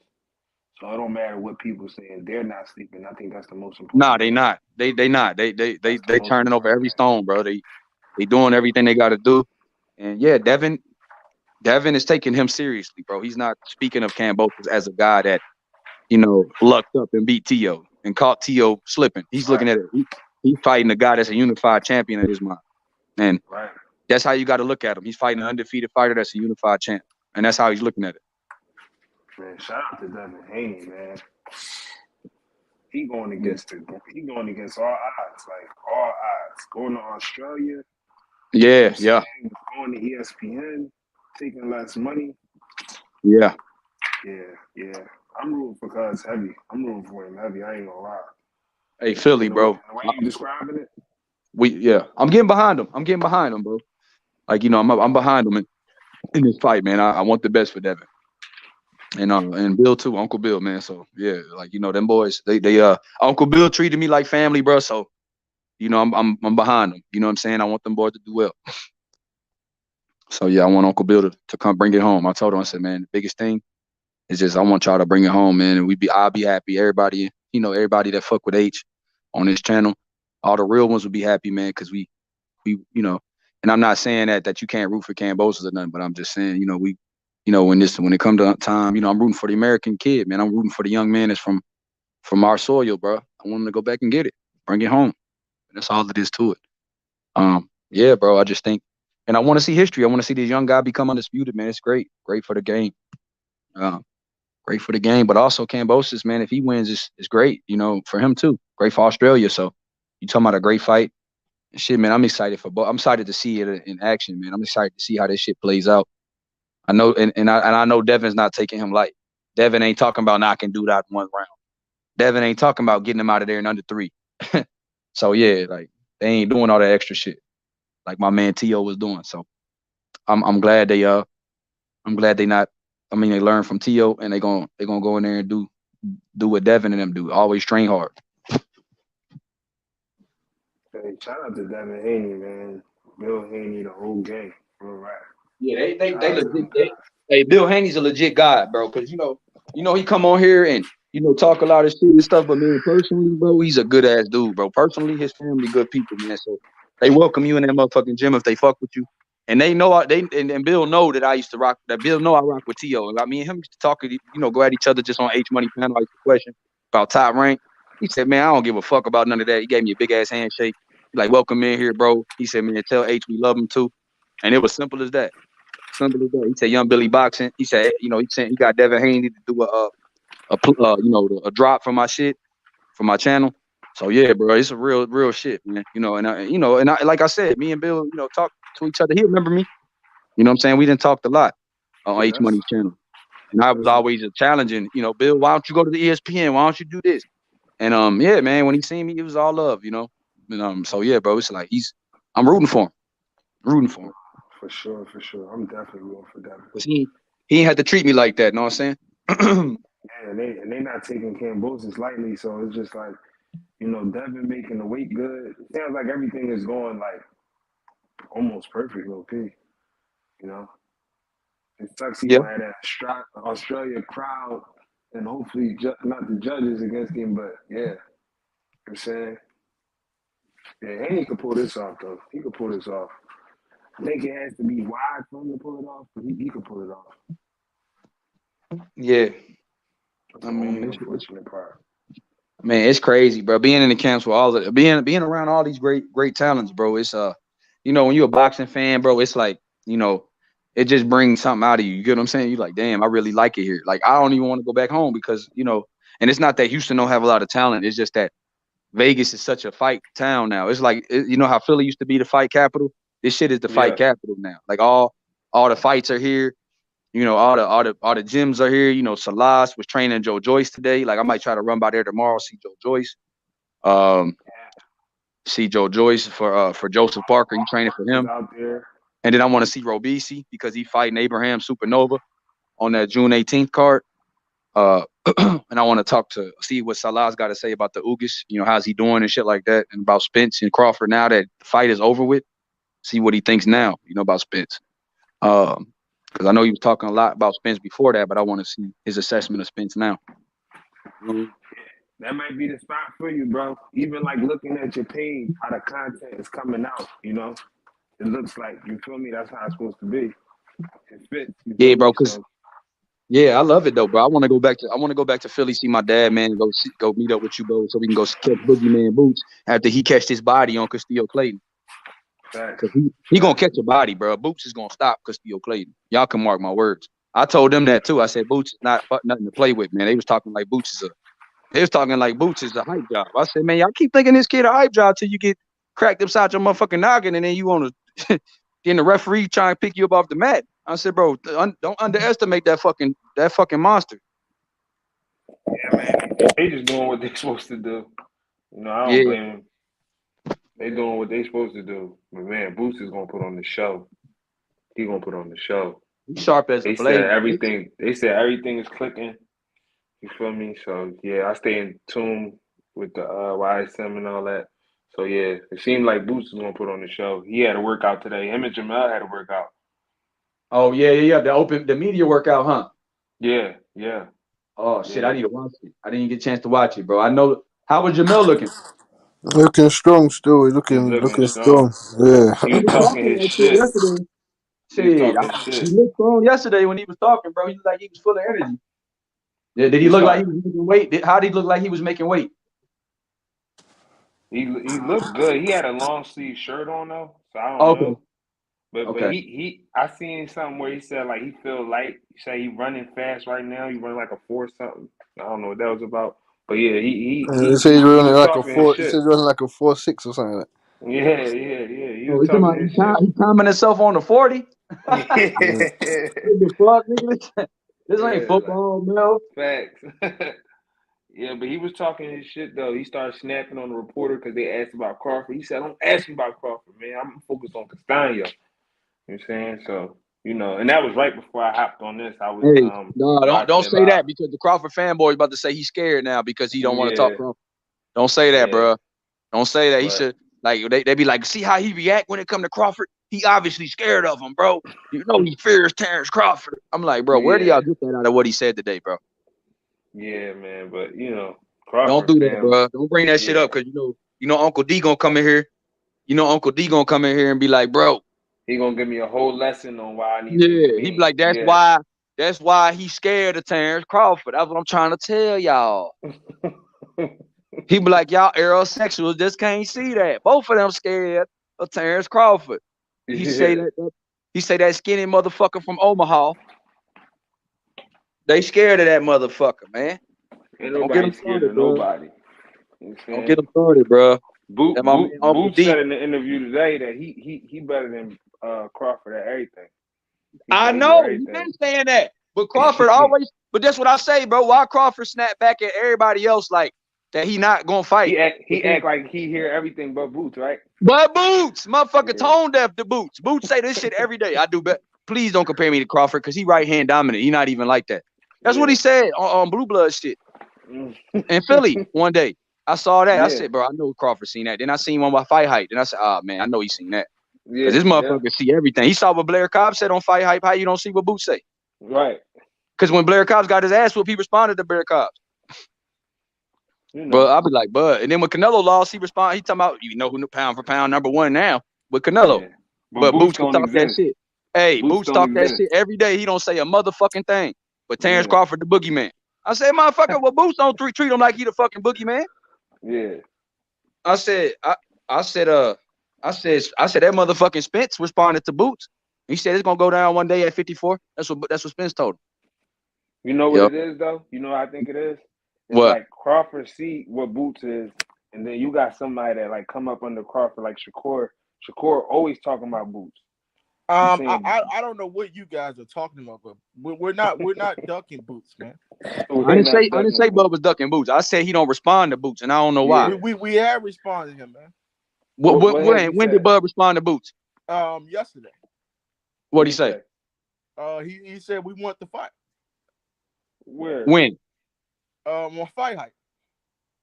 So Bud said that? Yeah, real shit. I ain't lying. He lying. He I'm messing with y'all. Niggas gonna fall for that. I swear to God, put the link in the chat. I'm messing with you, bro. He messing with you, Bobby. He made that shit up. With you, bro. Come on, man. Like I do feel like niggas just ducking Boots though, bro. Real shit. I feel like niggas don't want to fight Boots, man. Boots is my second favorite. I swear to God, man. Shit, when Crawford retired, nigga, I'm gonna be on the Boots fucking bandwagon like a motherfucker, man. Hey, that bear's a dog, man. And I like Virgil too, man. I just see I like both of them. I think Virgil and Boots are gonna be a super fight, of course. But man, Boots, that's man, a super fight. I think that's a super fight down the line. 2 years. But all I'm gonna say is, I definitely feel like Boots is like, I don't know, man. Like, who gonna give him the first title shot, bro? Bro, it ain't gonna be vacant. It's gonna be a vacant title shot. It's gonna be him versus Stanionis. He gonna get a vacant belt. They gonna probably find a way to get Rashidi a belt. Rashidi might get a belt. They gonna give Rashidi and Thurman a belt. Don't think. See, they keep trying to say they trying to put Thurman in there. Nah, bro. What Thurman gonna do is since he don't feel confident in himself. Man, Thurman almost 6 years old. Nah, he younger than Bud. Oh, he's 34, probably, right? Yeah, 33. 33. Yeah, he's younger than Bud. Yeah, he turned 34. He younger than Bud.